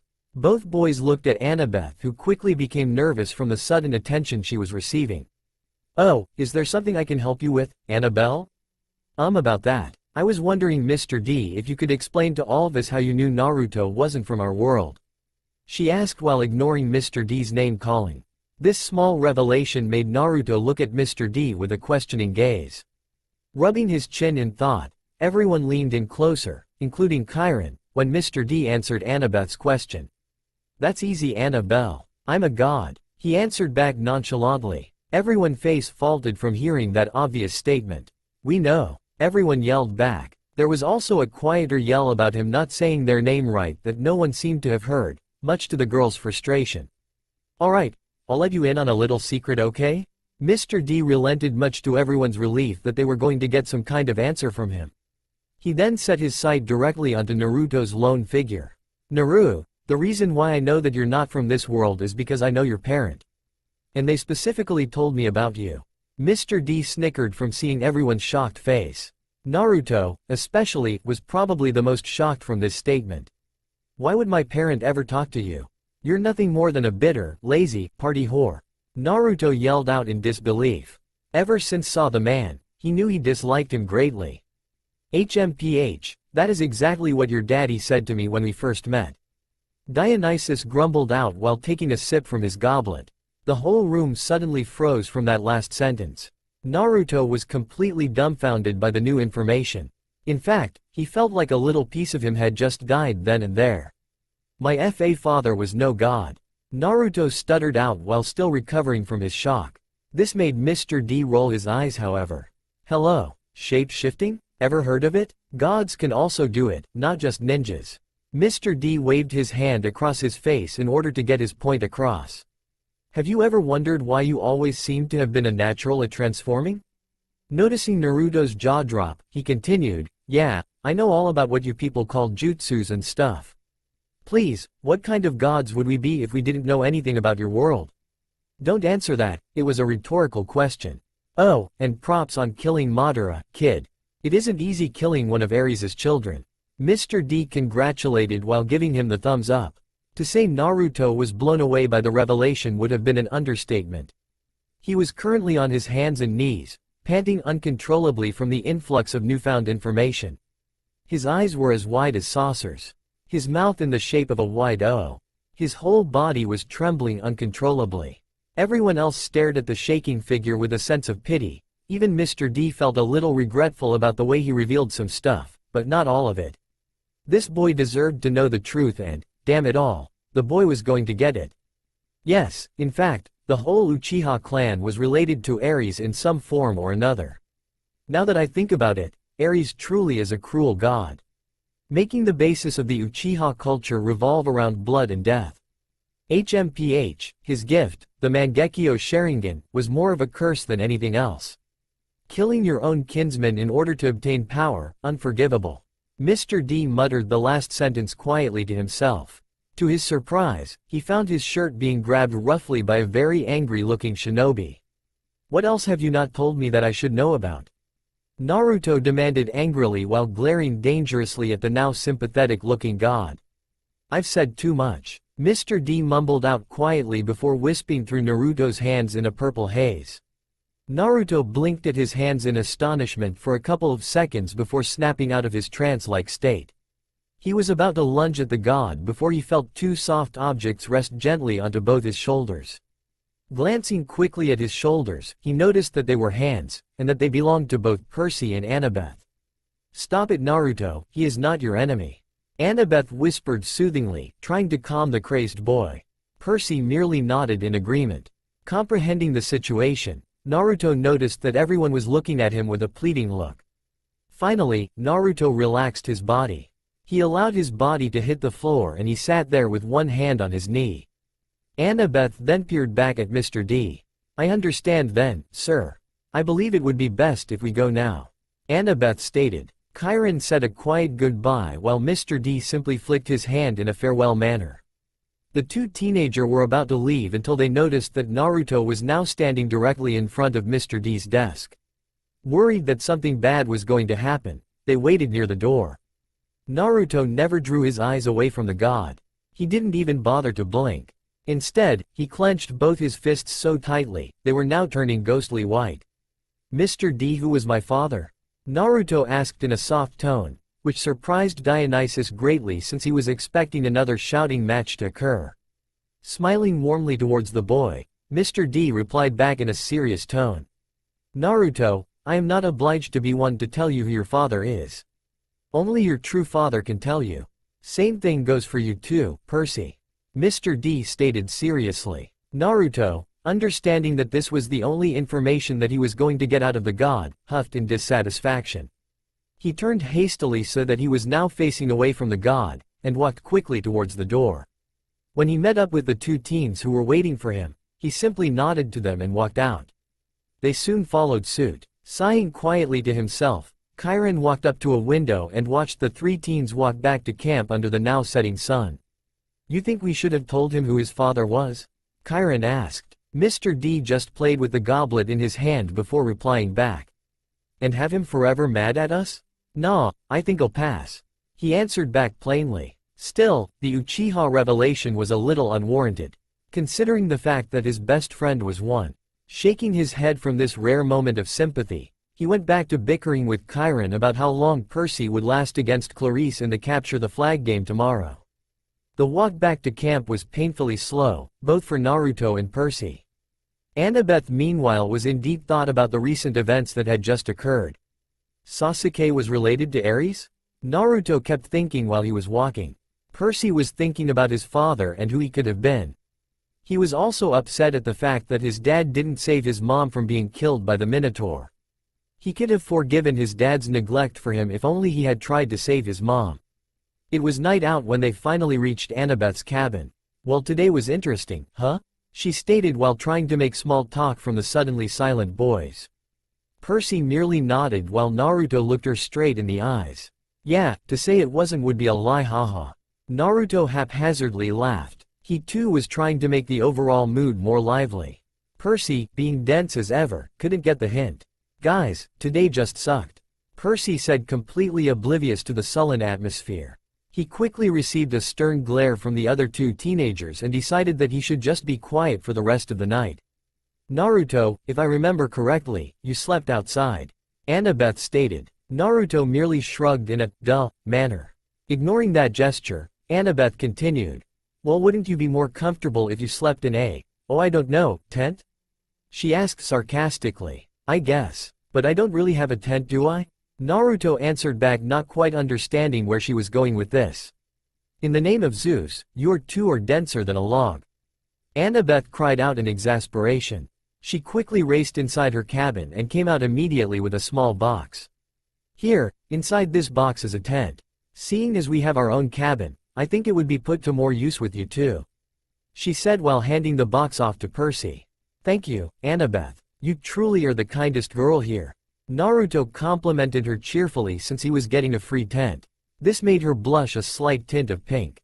She was not used to any kind of affection from a boy, no less a compliment. Really, you don't have to thank me. It's just the right thing to do," she corrected him. She was thankful that it was dark, or she feared that they would see her face and ask about her blush. Whatever you say, Annabeth. We'll see you tomorrow and, together, we'll kick some Aries cabin's ass. Naruto shouted before slowly walking towards the direction of Talia's tree. Naruto, please don't remind me. Percy whined while trailing behind Naruto with a defeated posture. Naruto simply laughed, a genuine one, at the pessimistic boy while they were walking. When they got to the pine tree, they began to set up their tent and before long they were sleeping cozily inside. The tent was quite large, allowing 2 people to easily sleep inside of it. They needed the extra room since both teenagers, unknowingly, kicked a lot in their sleep. Not to mention they also sleep-talked. Nevertheless, they were both able to fall asleep. Later that night, Naruto woke up abruptly. He was woken up by a strange sound and smell. Frowning slightly when his eyes were now adjusted to the dark, he noticed immediately that something was amiss. He then promptly went over to Percy and attempted to wake him up. But doing so was easier said than done. For the life of him, Percy kicked like an all-star kickboxer when he was asleep. He took 2 shadow clones to restrain the boy, and even then the boy unconsciously resorted to trying to headbutt him. Damn, if all you're worried about is Clarice killing you tomorrow, then you truly underestimate your own ability to kick some serious ass tremendously. Naruto thought loudly to himself before getting a solid thud to the face courtesy of Percy's right foot. Sorry Percy, but waking you up the slow and gentle way just won't work with you. Naruto growled before slapping the boy hard on his right cheek. Amazingly, the boy seemed to just barely feel it because Percy merely twitched his eyelids from the pain. What? He might be as heavy as a sleeper as Pervy Sage was. Naruto remarked before he heard a pained whisper escape from Percy. What do you want Naruto? Percy whispered while trying to fall back to sleep. Naruto, not wanting to try to wake him up again, grabbed his shoulders and shook him violently until the said boy was awake. Percy, this is very important. Can you look up into the sky and tell me what you think of the stars? Naruto asked with a surprisingly serious voice. Percy narrowed his eyes slightly so that he could see the night sky clearer. If I explain it to you, will you promise to let me go back to sleep? Naruto nodded his head. This prompted Percy to sit up and gaze at the stars for a moment before sharing his analysis of the night sky. Okay, from what I see millions of possible stars that could house life on another planet in their solar system. Also, the reason the stars all look like they have the same brightness is because they are millions of light years away from Earth. Percy deduced out loud. Noticing that Naruto had face-palmed himself during his scientific explanation, Percy growled out from the lack of attention the boy was giving him. Okay Mr. Smarty Pants, what are your thoughts about the stars? He asked in a mocking tone. You idiot, Percy, someone has stolen our tent. Naruto finally yelled out. That was when Percy realized why he was feeling a gentle breeze all of a sudden. Glancing quickly around his surroundings, he quickly concluded that they were, indeed, missing their tent. Whoever stole this tent is going to pay. Naruto finalized before getting back up and pacing back and forth while in deep thought. Percy just sighed since he believed that the boy was thinking up a prank to get even with the thieves. But then, he heard an odd ruffling coming from behind him a ways. Turning his head around, he suddenly paled at the sight before him. Feeling a tap on his right shoulder, Naruto was about to yell at Percy for interrupting his thinking until he saw Percy pointing at something. Following the boy's finger, he soon came upon the sight that had caused fear into Percy. There, hanging from some trees, was their tent. Only it was now ripped and a large flap of it was hung on top of a tree trunk like a flag. The flag had a red painted boar-shaped helm drawn onto it. Narrowing his eyes so that they could now be described as slits, Naruto suddenly began to march back to camp, taking each step with a sense of purpose. Knowing how unpredictable the boy was, Percy decided to follow after him. He only prayed that Naruto didn't go too overboard with his prank since tomorrow he was probably going to personally die from Clarice's hatred towards him and Naruto's prank. I really hate games. The next day, Clarice woke up with a large grin adorning her face. She leaned her head back and tilted her head slightly to the left. Her digital clock said it was 7 a.m. But more importantly, the word Friday was flashing off of it. Swiftly jumping out of her bed, she began to get prepared for her battle later on that day. The rest of her cabin mates were still asleep since she always tended to get up about an hour earlier than they did. It took her about 30 minutes to get dressed and prepared, she's pretty much a soldier, and randomly decided to look out the window. What she saw scared the living shit out of her.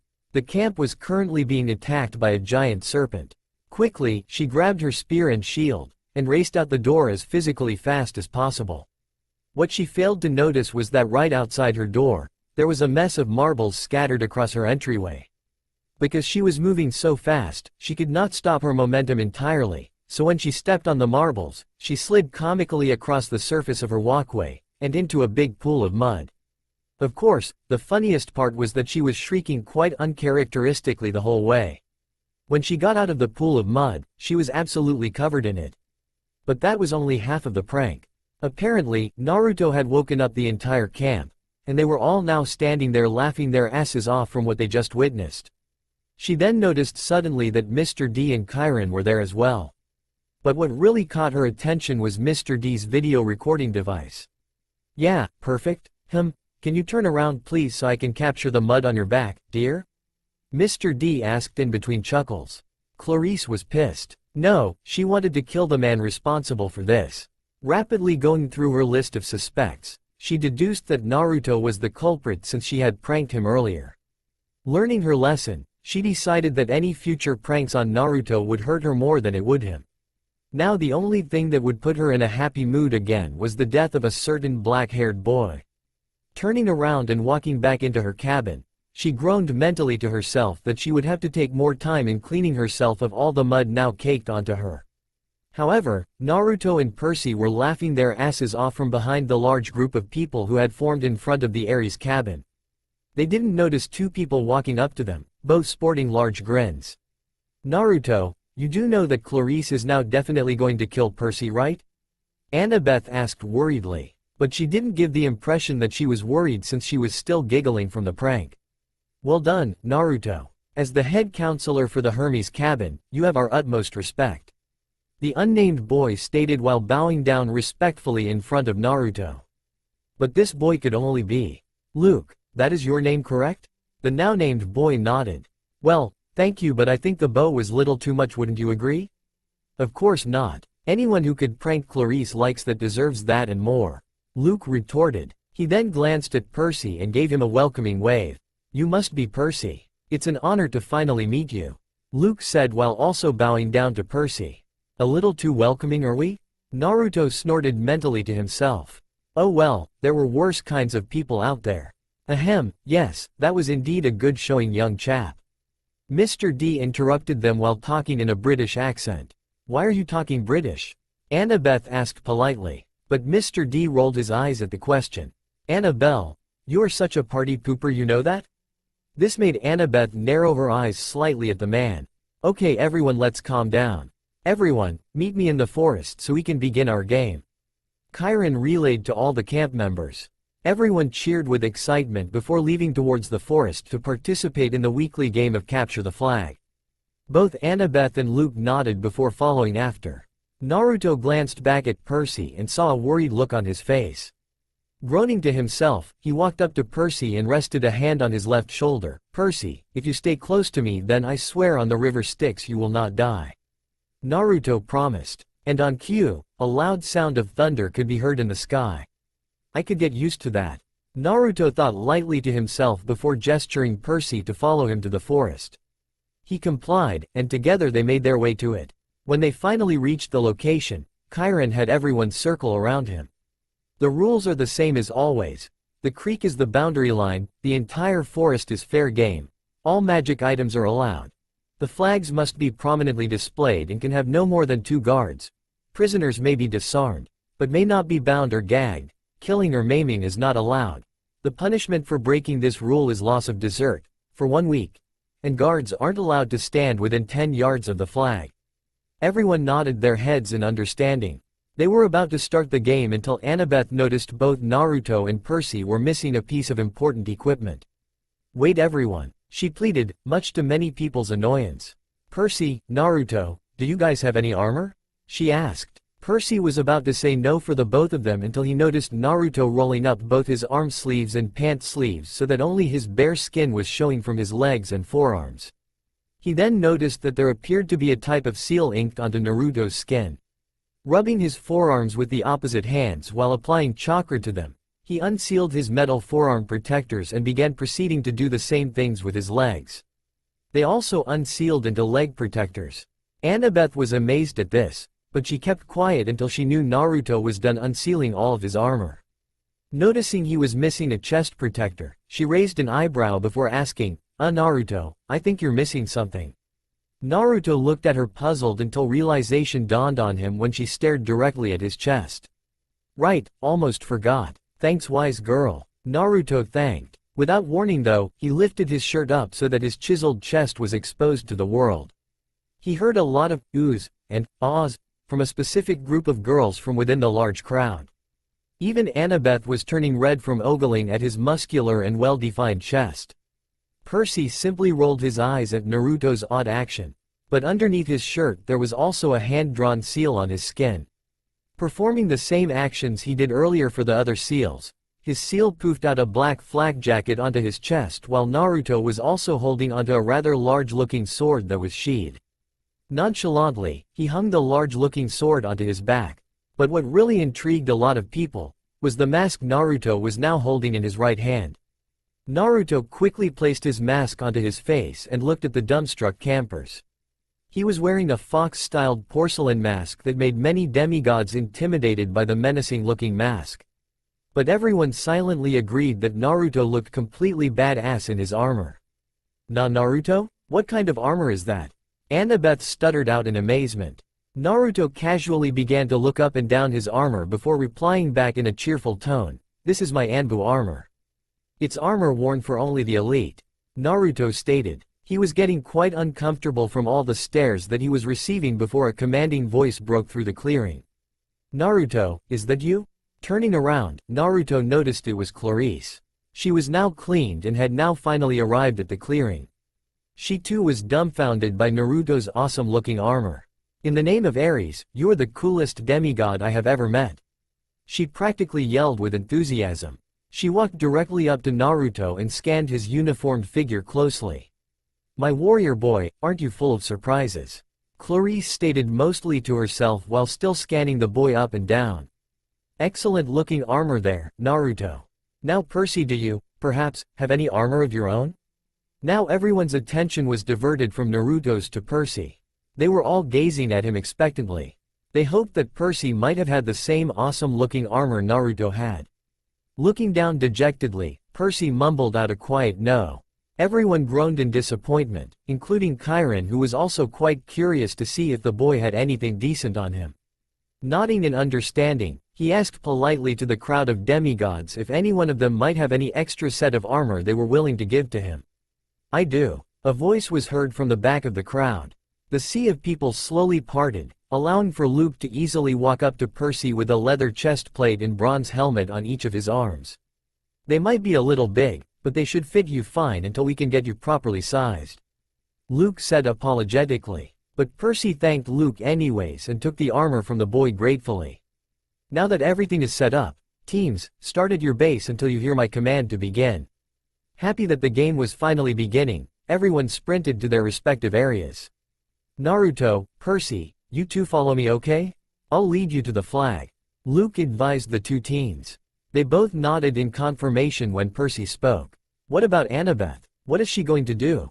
"She'll be fine, Percy. Besides, this whole plan of attack was her idea and she is the daughter of Athena, goddess of war strategies," Luke reassured Percy, much to his relief. "By the power invested in me, you may begin this game."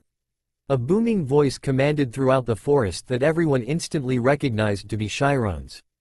"Here we go," Luke cried out while sprinting forward. Naruto and Percy soon followed his lead, and sprinted in his direction. It didn't take long for the three demigods to meet the opposition. However, the opponents they faced were the children of Ares. "Okay, there's only 3 of them. I can handle them. You go capture the flag. Knowing Clarice, she and one of her minions will be waiting patiently for you there," Luke said while beginning to engage with the 3 oversized brutes. It was quickly becoming apparent that Luke was handling himself quite fine by himself. Looking at each other, both Naruto and Percy nodded and swiftly left to capture the flag. When they finally got to a clearing, they could see a creek running through it. Both of them suddenly feeling thirsty, practically dove towards the source of the water and began drinking from it. They were enjoying the cool, refreshing taste of the creek until they heard a twig snap. Instinctively, Naruto shoved Percy out of harm's way while a large club smashed the area Percy was recently drinking from. Looking back up, Naruto noticed this man was similar to the other three demigods they had encountered. Frowning, Naruto couldn't help but notice a disturbing trend in the Ares cabin.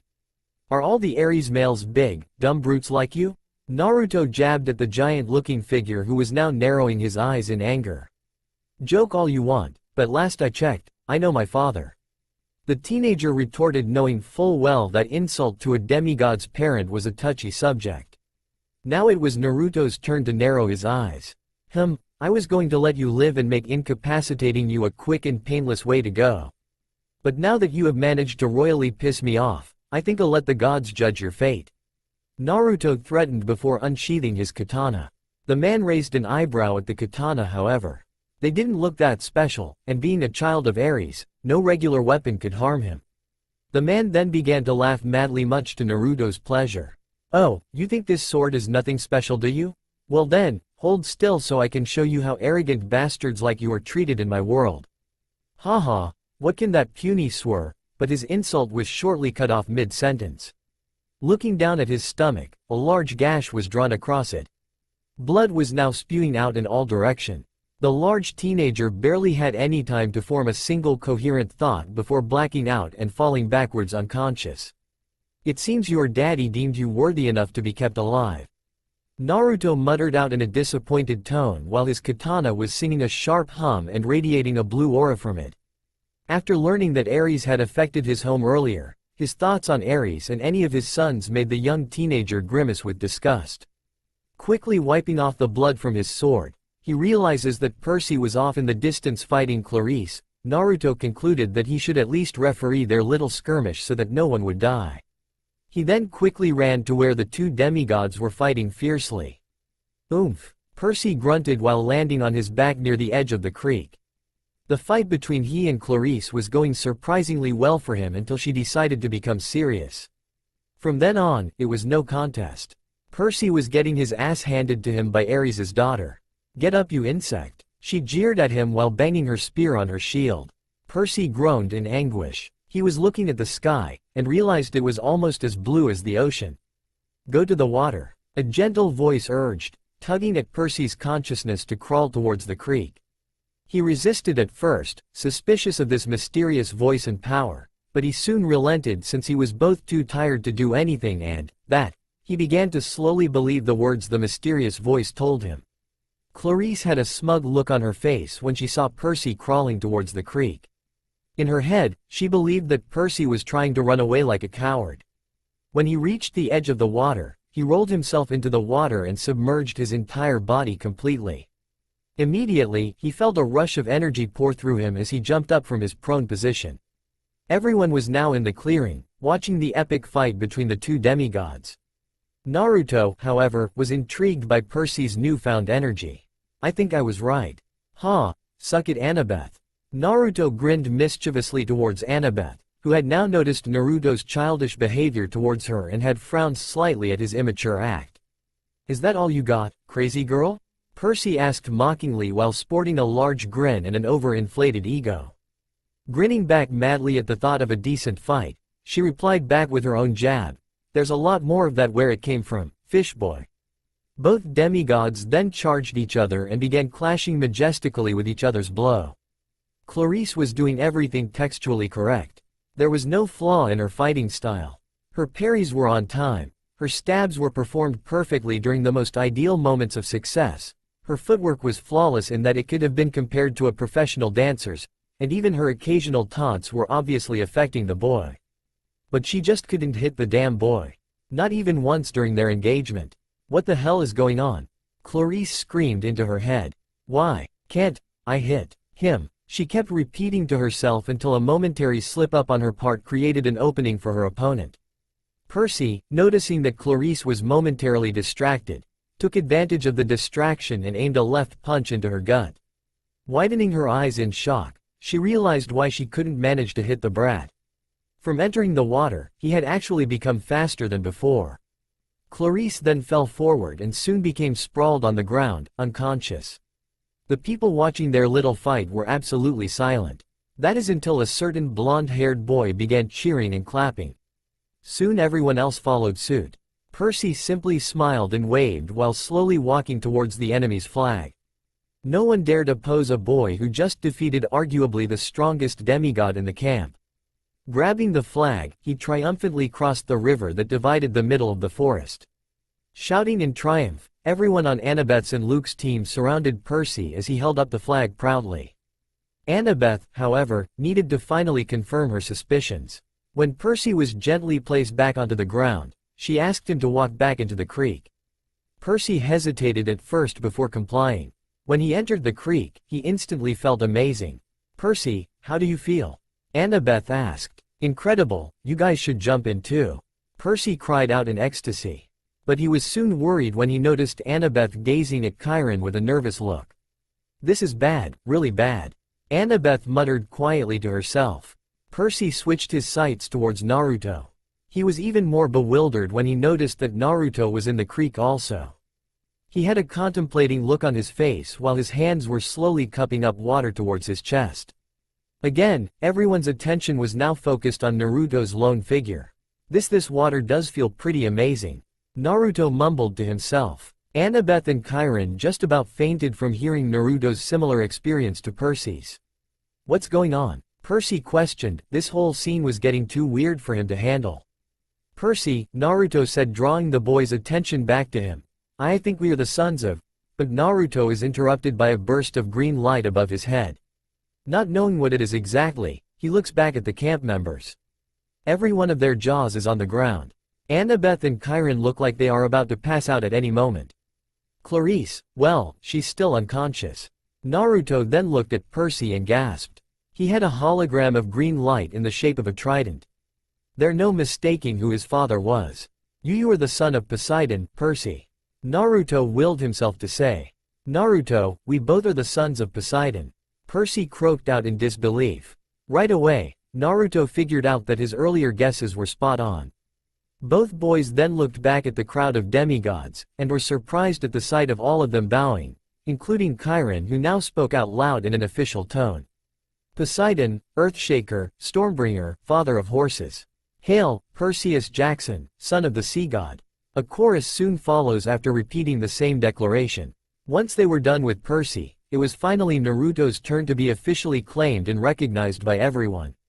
"Poseidon, Earthshaker, Stormbringer, father of horses. Hail, Naruto Uzumaki, son of the sea god." A whiskered-faced blonde said out loud while rubbing his right pointer finger on his cheek. His fellow half-brother was also doing the same thing, but instead of rubbing his cheek, he was scratching his chin. In front of them was a cabin with walls created from gray stone with pieces of seashell and coral.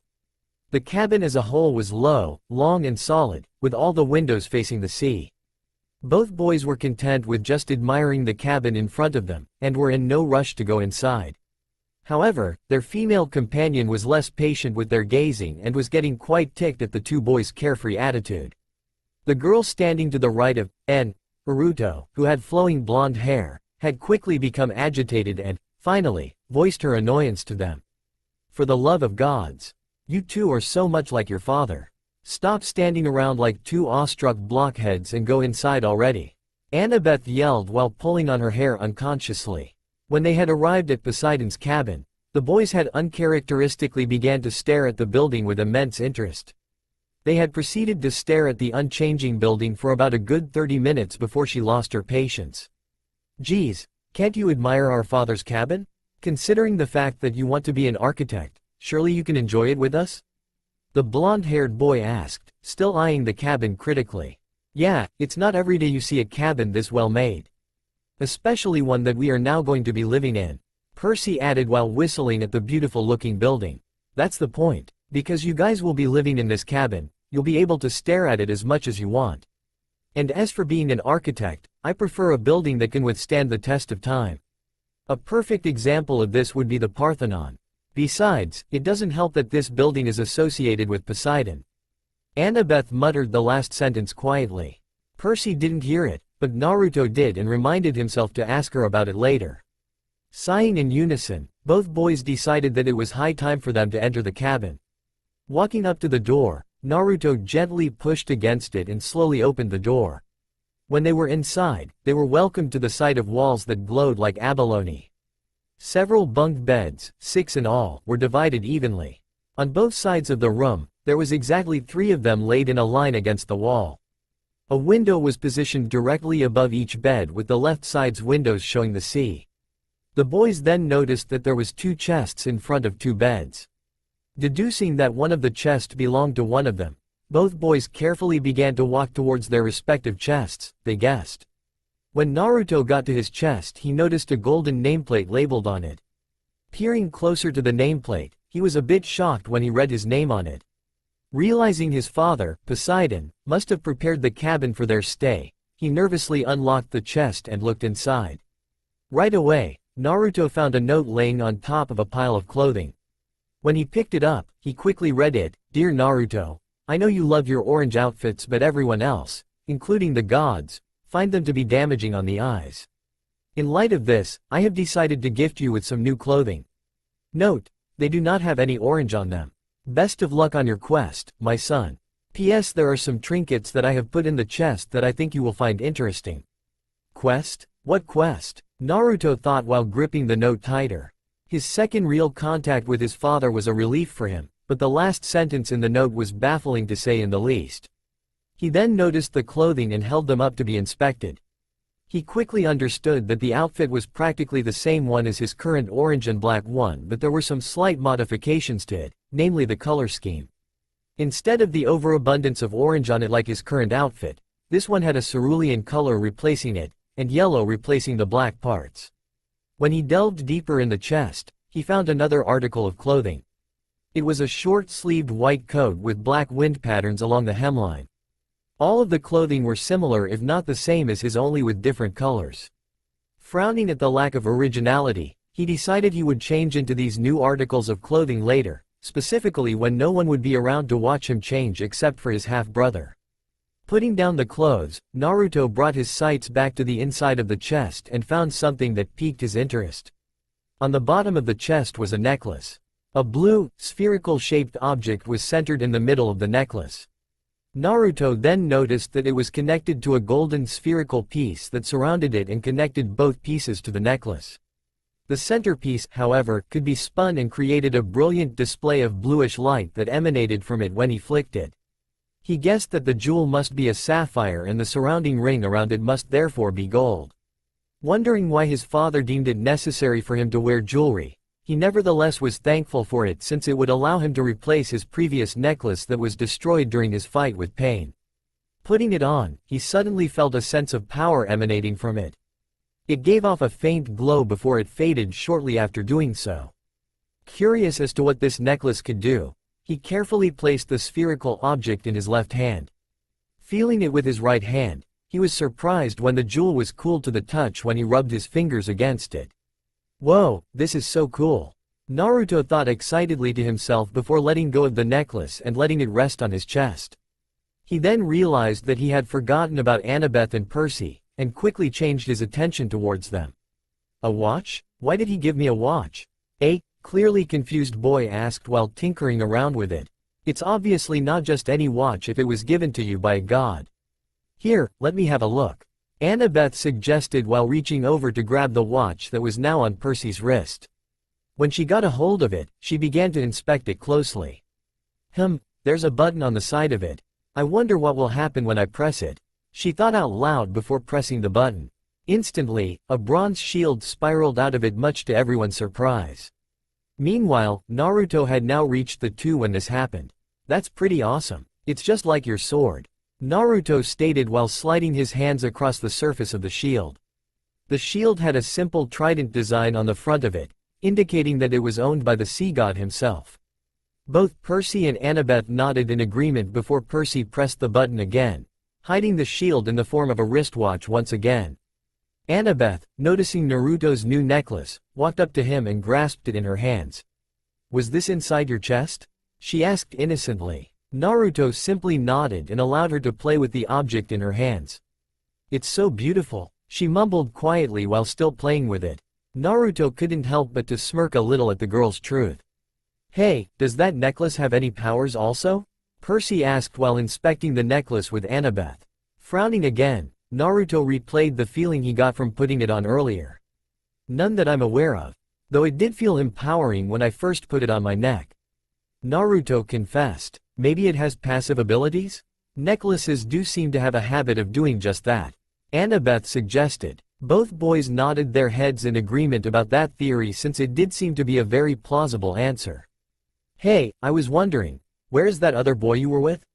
Naruto asked, now remembering the missing boy from 2 nights ago. Yeah, where is Grover anyways? I haven't seen him since yesterday when he was giving me a tour around the camp. Percy added on. Both boys now looked at Annabeth expectantly, an action she was sure would be a common occurrence between them. Since Grover is a satyr, he has certain obligations that he must perform. One of his duties being to find and bring demigods back to Camp Half-Blood, which he is currently doing right now. She answered back much to Naruto's puzzlement. Grover is a what? This made Percy tap Naruto's left shoulder and inform him that a satyr is a half-man and half-goat thing. What, you mean that boy is actually half of a goat? Naruto cried out with disbelief. Again, the proper term for Grover's kind is a satyr. A familiar voice corrected Naruto. Turning his head towards the new voice, he found the voice to belong to a certain centaur. Oh, hey there horseman. Naruto greeted, knowing full well that the name would rouse something out of the centaur.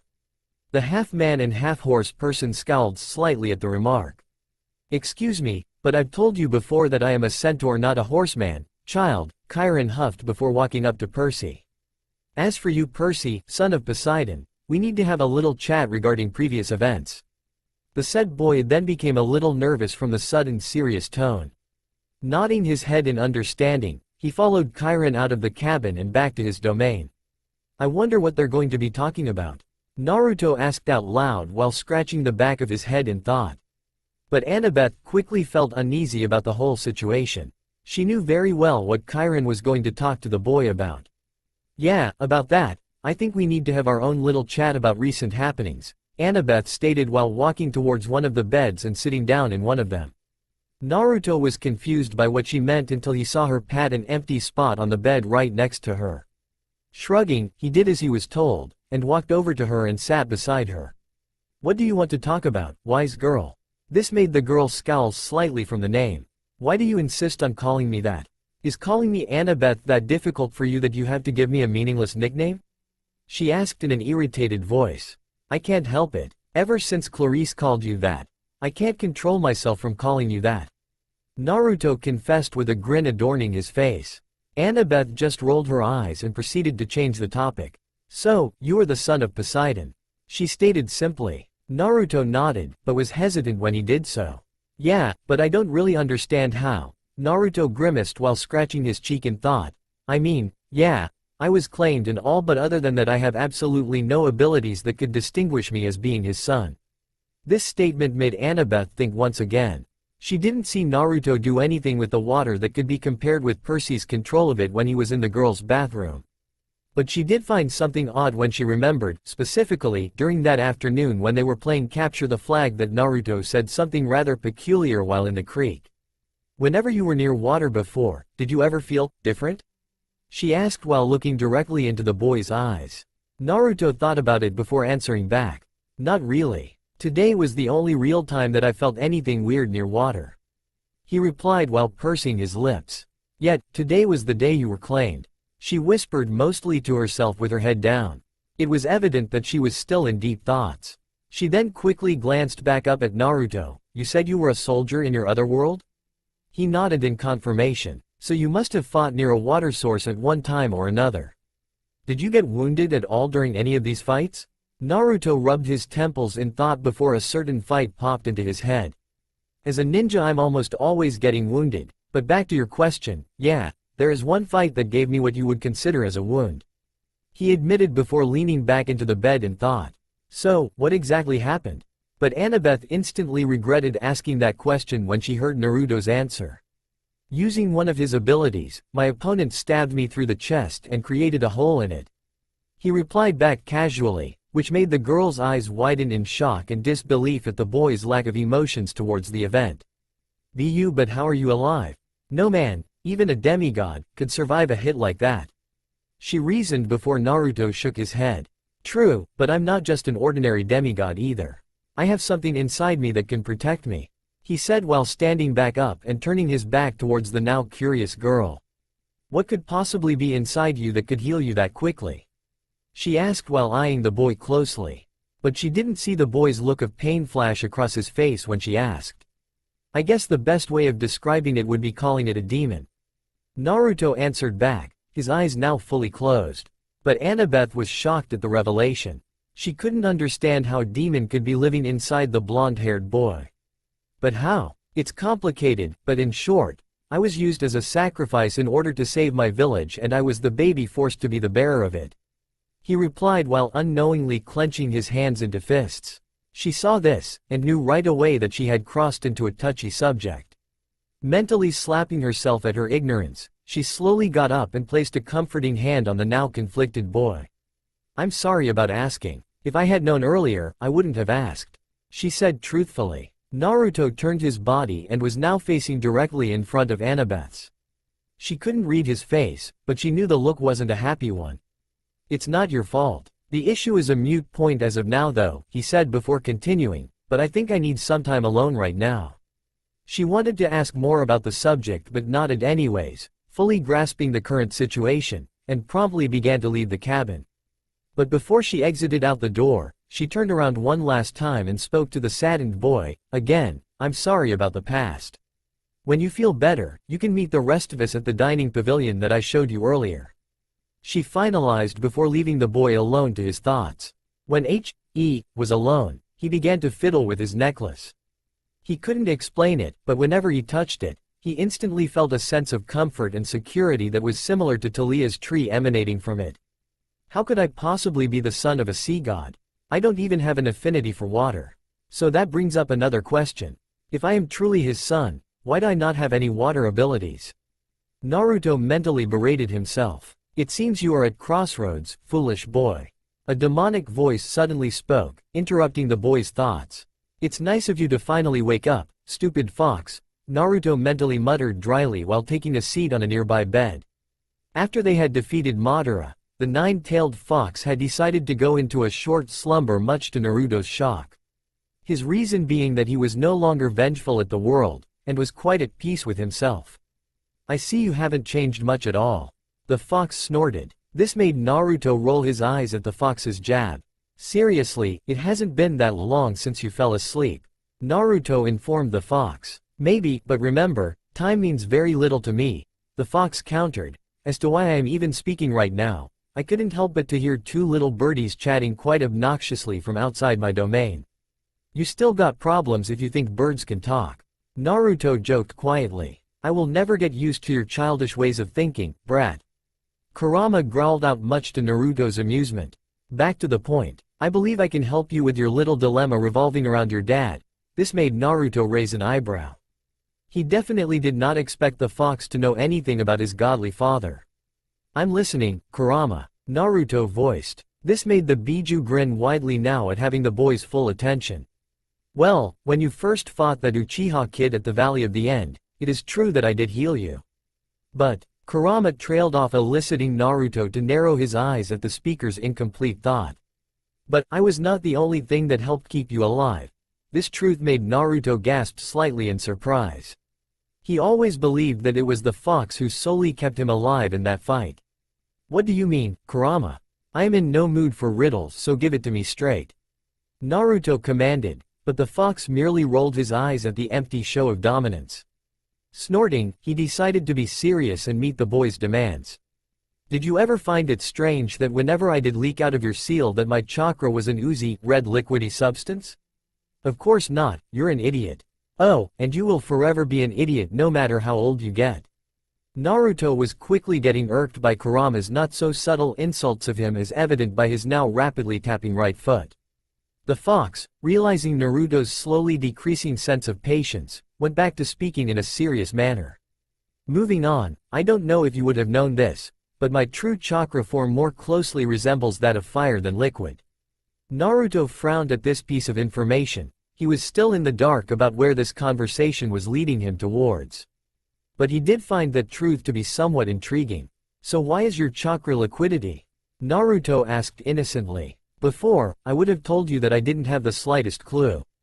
But now after coming to this world and learning about all these gods and goddesses, I have made a theory about it.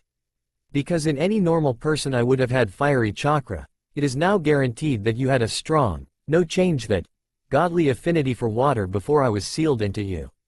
This, of course, overrode my natural affinity of fire and changed it into, in essence, boiling water. He growled out, clearly not happy at the memory of losing his affinity. But Naruto was still in deep thought. So, from what I am deducing, every time the seal was weakened, my natural affinity was also being leaked out. Naruto asked expectantly. The fox nodded, and Naruto continued speaking, so when I was stabbed through the chest by Sasuke's Chidori, it was both you and my water ability that healed me? Again, Kurama nodded. If that's the case, then why can't I use any abilities similar to Percy's? This question made the giant fox laugh loudly. I'll answer that question with one of my own. Have you ever even tried to control the water after releasing me? Naruto's mouth absolutely dropped down to the floor. Of course he hadn't tried. How could he if he knew that he didn't have any affinity to water whatsoever? Palming his face, he began to shake his head in disgust while the fox looked at the boy's odd action in amusement. Although, I am still mystified as to why you also have an ungodly affinity to wine. The fox trailed off. Naruto's ear perked up right away from hearing this subtle revelation. He gazed back at the fox intensely before speaking up. What? But that would mean my mom was a goddess?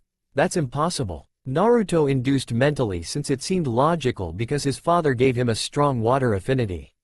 Listen Brad, if there's anything I've learned while being stuck with you, it's that the word, impossible, is irrelevant with the both of us. He rationalized while laying back down and resting his head on his two front paws. That is all I currently know, kid, and remember, this is all just a theory. So if you don't mind, I'm going back to sleep. And just like that, Naruto was swiftly kicked out of his mindscape. Naruto now found himself lying on top of his bed. Pulling his hair in frustration, he decided that he had answered enough questions for himself that night. Pulling himself out of the bed, and began changing into his new clothes. Afterwards, he hastily walked towards the door, and promptly slammed it when he left. However, when he closed the door, a subtle breeze of cool air rushed through the now empty cabin and slammed both chests closed. Dining pavilion. When Naruto finally arrived at the pavilion, he noticed Annabeth waving at him and indicating him to sit next to her and Percy. Nodding to her that he understood, he walked towards their bench before a hand halted his progress. Letting his gaze wander up the person's hand and arms, he wasn't surprised at who the person was who stopped him. Yo, how's it going, Clarice? Naruto spoke simply, still not moving from his current position. Warrior boy, I heard you're the son of Poseidon. She stated loudly, which caused the whole area to go silent. This, however, made Naruto narrow his eyes ever so slightly. What of it? Clarice then looked him straight in the eye before breaking out into a large grin. I just wanted to congratulate you on being claimed by one of the 3 most powerful Olympians. She exclaimed while giving Naruto a playful punch to his left shoulder. He wasn't expecting such a powerful punch from her, and had to hide his discomfort in his shoulder while he was rubbing it soothingly with his right hand. Thanks I guess? He thanked while still nursing his sore shoulder. You know, this means that you're going to have to spar with me sooner rather than later, right? She said while slowly reaching back for her spear. What the hell? She hasn't been awake for longer than a few hours, yet she still wants to fight? Naruto inwardly cursed at Ares' influence on his children. Yeah, as much as I would love to fight you, I kinda am not in the mood after the whole, your godly dad happens to be one of the 3 great Olympians. He explained sarcastically while silently praying that he would not have to fight with the war-crazed chick. Very well. You defeated my best warrior with complete ease during the match. Though I do apologize for what he said to you earlier, I believe what you did to him was just and, indeed, warranted. She said while giving him a subtle bow. Easy there warrior girl, I think you may be getting too soft. Naruto laughed, but immediately after he said those words, Clarice pulled out a knife from one of her hidden weapons pouches and threw it at Percy, who was currently enjoying a slice of pizza. From Percy's perspective, all he heard was quick swoosh and then a sudden feeling of weightlessness on top of his head. "What the hell?" he said aloud. Cautiously, he tapped the top of his head, and to his horror, he realized that he was missing a chunk of his hair. Glancing behind him, he soon spotted both Naruto and Clarice laughing their asses off at him. Even Annabeth was trying desperately to hold in her giggles. Having enough of this embarrassing moment, Percy threw his hood up with disdain. "Ha ha ha, what was that about me being too soft, warrior boy?" Clarice asked in between laughs. "Never mind that I said that," Naruto chuckled. Sure, Percy was his half-brother, but Naruto still enjoyed funny gags such as that one. But he was surprised when Clarice then unexpectedly grabbed the collar of his shirt and pulled his face mere inches from her own. "You know Naruto, I wouldn't mind being a particularly bad girl for you," she cooed, much to Naruto's growing discomfort. He was now flushed and uncomfortable from the girl's words. He couldn't finish before Clarice released him from her grasp. She was laughing once again. "Wow, I never knew I could have that effect on a guy, especially you, stuff," she whispered flirtatiously while still laughing. "By the way, nice clothes," she complimented genuinely. "Funny, you're such a tease, warrior girl." Naruto growled out at being teased at in front of everyone. "Am I?" She winked seductively at him. This quickly made Naruto go red once more, and he decided to just walk away from the girl. Hearing a cat call coming from the direction of the Hermes table, Naruto heard a sudden smack and scream of pain from one of the campers. "And she's back to being the warrior girl," he mused quietly to himself. He eventually made it to Annabeth's table, and was puzzled as to why both his friends seemed to be angry at him. Percy, he could understand, but Annabeth? Why was she so red all of a sudden? Giving up, he decided that it would be best to just sit down and order something to eat. That's when he realized he didn't know how or where to get the food. But his question was soon answered when a wood nymph appeared out of nowhere and asked him what he wanted to eat. Both people were then surprised by Naruto's odd behavior. His right eye was currently twitching and his mouth was held agape. Anything? He stuttered out slowly, much to his friend's amusement and uneasiness. The wood nymph hesitated for a moment before slowly nodding her head in confirmation. "Ramen. I wish to have a huge bowl of ramen," Naruto stated simply, but his voice was strained when he said that. Nodding in understanding, the nymph then clapped her hands and poof. A giant bowl of steaming ramen appeared in front of the now mouth-watering young boy. He was pleasantly surprised to find that there were 2 chopsticks laid neatly beside the bowl. Without waiting, he snatched up them and began diving into his bowl. Percy, Annabeth, and even the nymph were shocked at the appetite of the young boy. He quickly downed his ramen and was about to ask for more before he heard a swirling noise coming from inside his bowl. When he peered back down at his bowl, to his utter amazement, the ramen bowl had been refilled. "Thank the gods!" Naruto cried out in ecstasy and began crying anime tears while slurping up another bowl of ramen. This humored everyone tremendously from seeing such a powerful demigod acting so childish around a soup dish. When Naruto was finally done with his meal, about 20 bowls worth, he laid back against the bench with a contented sigh escaping his mouth. Annabeth could only shake her head in disbelief before she noticed a certain group of girls walking towards their table. Great, it was only a matter of time before they came to claim him. She muttered quietly with a scowl now evident on her face. Naruto, noticing the group of girls, stared at them with piqued interest. "Wow, they are all so pretty," Naruto stated while being struck into a dazed-like state. One of the girls from the group stepped forward while giggling and gave Naruto a bright smile that nearly made Naruto faint from the warmth that it radiated. "Hi ya, they're hot stuff," the girl said cheerfully while giggling at Naruto's helpless state. It was quickly becoming apparent to him that there was something more to their attractiveness that was lulling him into this pathetic state. Damn it, why did that one simple sentence make my mind turn into mush? Naruto asked himself mentally while trying desperately to break this invisible spell. He was relieved, though, when Annabeth's cold and calculated tone broke him out of his stupor. "What do you whores want with Naruto?" she asked venomously, but the girls simply waved her away and continued their hat with the boy, much to her annoyance. "Silence, ugly," You have no right to call the daughters of Aphrodite anything but magnificent, the lead girl replied while leaning closer to Naruto's face. Again, it seemed as the girl's simple smile could pierce into his heart. Finding this new feeling taxing on his psyche, he realized enough was enough. Okay, can you please stop being so ridiculously attractive? Naruto gasped out, still dazed by their apparent beauty. The girls giggled at his request, but complied nonetheless. They were still exquisite but not so much that Naruto couldn't talk normally now. Taking a deep breath in, he looked to his right and saw Percy passed out with blood oozing out of his nose. Poor kid, Naruto thought emphatically before switching his gaze at Annabeth. He was unsettled at the sight before him. Instead of her usual steel-colored eyes, they seemed to now take the form of flames, and she was currently glaring daggers at the girls. Gulping, he looked back at the girl in front of him. She was still radiating warmth from her smile towards him. So these are the children of Aphrodite, the goddess of love? If these kids are bad, I don't think I could handle being around their mom no less. He shivered at the thought. Quite the gentleman, aren't you? That is so hot. The girl cried out in a sweet feminine tone. Crap, even their stupid voices are affecting me.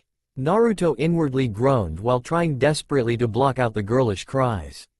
Enough, you wretched sluts. Isn't it apparent that he has no interest in you girls whatsoever? If it wasn't for your damn abilities, he would have done the same thing that he did with Clarice and ran for it. Annabeth cried out, her hatred towards the girls were becoming more and more apparent. But they ignored the girl's remark and simply rolled their eyes before the lead girl once again spoke up. I don't know if you knew this, but every new camp member gets a special welcoming gift from the Aphrodite cabin. The girls shrieked with excitement. Naruto could only frown at this. The only other welcoming gift that he had heard about was from the Ares cabin where the children of Ares would dunk the newbies into the girls' toilet. The girl, noticing the sudden distress coming across Naruto's face, giggled at his harmless fear. No, silly, unlike the Amazonian bitch, our gift is envied by all. She explained while gradually leaning closer to Naruto's face. He was about to ask what the gift was exactly before his lips were passionately slammed into the said girl's lips and held there for a few moments while his eyes quickly bulged out of his sockets. What? Her lips taste exactly like ramen. He mentally cried out in surprise. Her lips were angelically soft as could be, and her breath was extremely intoxicating. He was resisting the girl's attempt to have her tongue enter his mouth and was slowly losing the will to fight it before the girl's lips were hastily removed from his, courtesy of a now furious blonde-haired beauty. Why can't you girls keep your dirty mouths to yourselves? Annabeth cried out while wrestling the girl to the ground. For not fighting very much, the said girl was putting up a decent fight with the daughter of Athena. Ha, jealous that I kissed Boy Wonder over there first? The girl mocked before she was silenced with a mouthful of dirt in her mouth by Annabeth. There, that's how you should clean your mouth, bitch. Annabeth said with a triumphant huff. MMPH. The girl tried to retort but, alas, dirt in her mouth had obstructed her use for words. The other girls were about to swarm in and help their fellow sis-er out before a loud cough drew everyone's attention. A slim, beautiful girl with black hair and blue eyes had a look of disappointment shown on her face. What is with all these pretty girls? Naruto cried out mentally before going over to Annabeth and helping her up. Really, sisters? You had to try to rape another camp member? I'm completely disgusted with you girls right now. The angry girl said while rubbing her right temple in anguish. The rest of the girls looked down in regret and a few of them muttered out a quiet sorry. Without saying another word, the girl pointed at a nearby cabin and, by some silent command, they all rushed back towards it. The girl then looked back at Naruto and frowned. He was still dazed and, overall, still out of it. The girl then walked up directly in front of him and snapped her finger in front of his eyes. Instantly, Naruto felt normal once again. Sorry about that. My sisters can get a bit eccentric around and some men like you. She stated apologetically. I'm so rude. My name is Selena Beauregard and I am the daughter of Aphrodite. She said while shrugging in a carefree way. I know what you were thinking when you were around my sisters. They were using a little love magic to influence the way you thought. Hence, why you couldn't speak normally when they talked to you. She explained while getting a nod from Annabeth who was, surprisingly, acting quite civilized around this girl. Thanks a lot for the help, Selena. Naruto thanked. The girl nodded at this before looking over at the laying figure that was Percy. She sighed out loud and walked over to the poor boy. She then bent down and whispered something quietly into his ear. Percy immediately sprang up and had a look of absolute terror on his face. This puzzled Naruto since he was curious as to how she woke him up so easily and in that state. "What did you say to him?" "Oh, that. I simply muttered some incantations and, he's back to normal," she answered with a French accent, more or less. "Yeah, thanks Selena. If you hadn't arrived things might have gotten messy." Annabeth thanked while wiping the dirt off her clothes. What happened?" Percy asked, now getting back to his feet and stretching. Selena rolled her eyes at the foolish boy before reverting her sights back onto Naruto. "I better leave before my sisters do something stupid again," she said. "Well Naruto, I'm sure I'll see you around, hmk?" He hummed before running back to her respective cabin. Naruto just dumbly nodded at her disappearing figure before looking back at Annabeth. The girl was still visibly upset and about ready to kill anything. Then a thought abruptly entered his mind. "Yo Percy, what did Chiron want to talk to you about?" Naruto asked to a now serious-looking boy. "I think it would be best if we talked about it on the way back to our cabin." He answered back while motioning for them to follow his lead. Naruto simply shrugged and followed, but Annabeth was quickly anxious about what Percy was going to tell him. But she too followed after them after a few seconds of indecisiveness. But none of them had noticed a pink cloud of smoke from directly behind them. It had originated from a certain goddess of love's table with a bouquet of roses laying elegantly at the spot the goddess had been standing on. On their walk back, Percy was, for the most part, quiet, much to everyone's creeping nervousness. He finally broke the silence when he spoke up suddenly. "I was given a quest," he finally said. This, however, struck a chord with Naruto. He suddenly flashed back to when he read his father's note to him. "Best of luck on your quest, my son." Did he mean this quest? Naruto thought quietly to himself. He didn't notice that he stopped walking, and now his two friends were looking at him worriedly. Percy, what exactly is your quest dealing with exactly?" Naruto inquired while rubbing the back of his head sheepishly. "It's quite simple. I have to find and return the Master Bolt to Zeus by the summer solstice."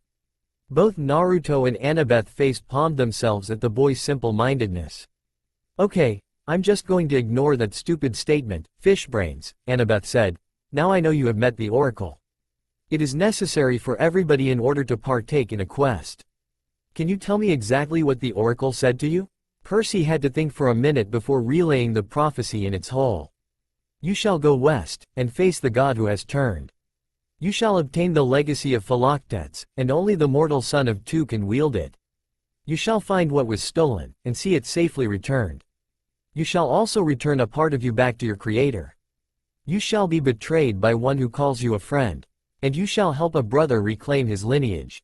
Percy relayed before taking a deep breath in. Naruto was confused by this prophecy. There were so many various meanings for each statement that it completely boggled his mind. But Annabeth wasted no time in theorizing the whole prophecy. "Okay, the first line simply states the obvious. If Hades is the prime suspect for stealing Zeus's Master Bolt, we have little to no choice but to venture down into Hades, which so happens to be located in the city of Los Angeles and directly west of our current position. But the god part is perplexing. We won't know until we face him, I guess." Annabeth murmured before continuing with her analysis of the prophecy. "The legacy of Philoctetes. I haven't heard that name in quite a while." She trailed off. "What exactly is the legacy of Philoctetes?" Percy asked questioningly. He had never heard of the name before, but apparently he was an important figure if his name was mentioned in the prophecy. "Percy, do you know the name of the only person willing to light Heracles' funeral pyre?" Annabeth asked while still in her thinking posture.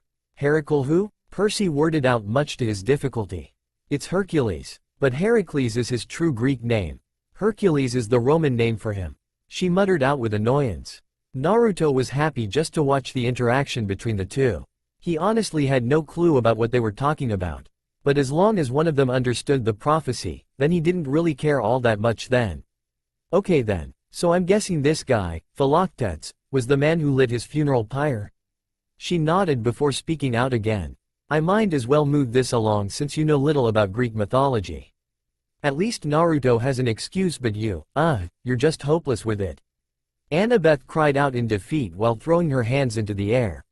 She knew she was overreacting a bit, but it frustrated her to no end that a boy who was given a prophecy wouldn't have understood it without her being there.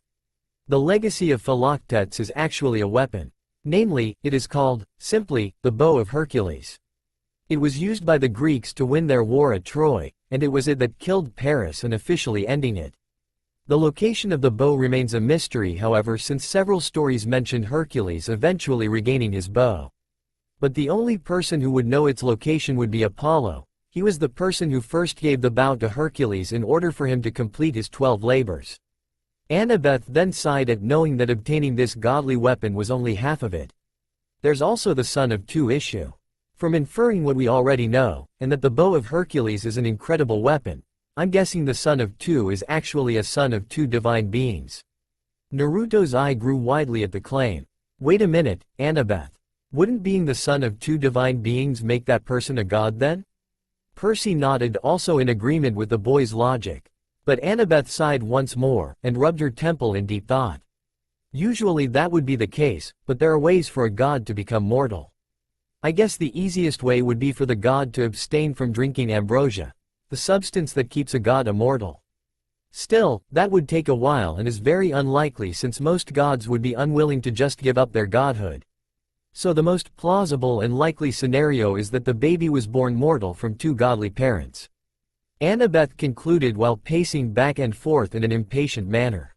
Okay, well, let's just go with that theory and move on to the next statement. Naruto comforted her while also trying to keep progress.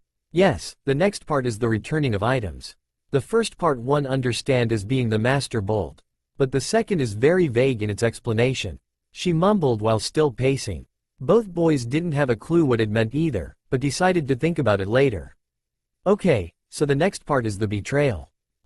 I think we should skip that one also. Naruto suggested, and both people nodded their head in agreement. So that leaves us with the lineage thing. Naruto finalized while scratching his head in thought. Well, it does state that I helped my brother, so as of right now, I'm going to help you uncover your lineage. Percy stated with a happy tone. Naruto smiled warmly at his half-brother and nodded in thanks for his willingness to help him. So I guess it's true. My mom is indeed a goddess. Still, I wonder how I could have been born mortal. Naruto pondered. He decided to share his sentiment out loud to his friends. Hey, I think I'm the one who is the son of two divine beings. Naruto revealed in front of his friends. Both of them now had a stunned look, and gazed at him expectantly. Obviously, my dad is Poseidon. But my mom, I do not have a clue. But apparently her powers deal with wind. Naruto explained. Percy and Annabeth began to think about all the goddesses who could potentially be his mother. I know several gods dealing with wind, but I can't seem to remember any goddesses who also had abilities dealing with wind. Annabeth said with a sad voice.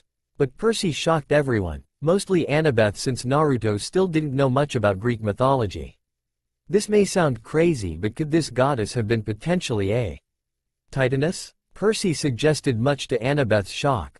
Well, it's not entirely out of the picture, but I find it difficult to see Poseidon, one of the three most powerful Olympian, being associated with a Titan, no less a Titaness. She whispered out quietly. All these theories and hypotheses were now overloading a certain whiskered-faced blonde's brain. I think we've done enough brainstorming for 1 century, Naruto exclaimed sorely. Annabeth, how many days do we have until the summer solstice? As of tomorrow, 9 days. She answered back. It will also take quite a few days to get to Los Angeles since it's located on the other side of the country. Percy groaned at this. He only had about 9 days to retrieve the bolt and return it back to Mount Olympus, or else the gods would go to war. Alright then, we know what to do and where to go. So let's go. Naruto cried out while running in no particular direction. He does know that west is the other way, right? Annabeth asked, appalled at seeing Naruto's abundance of energy for the long quest. Why are you asking me? You're talking to a boy who can barely read a compass. Percy hyperbolized while waving his arms for added effect. But Annabeth rolled her eyes and began walking towards her cabin. When you get Naruto, I suggest you two pack accordingly and meet me by Talia's tree tomorrow morning at dawn. Our ride will then drive us into the city. She finalized before getting out of earshot of both the boys. She then proceeded to begin praying to her goddess, Athena. Mom, since this quest deals with Hercules, one of your favorite heroes, please give me some guidance during this journey that may help us find his bow. Your help would greatly be appreciated. Oh, and one last thing. Annabeth was now blushing profusely when she entered her cabin, much to the dismay of her fellow cabin mates. Can you help me with, boys? That's all for now. If you want to see next part, then please like this video and subscribe my channel. Thank you.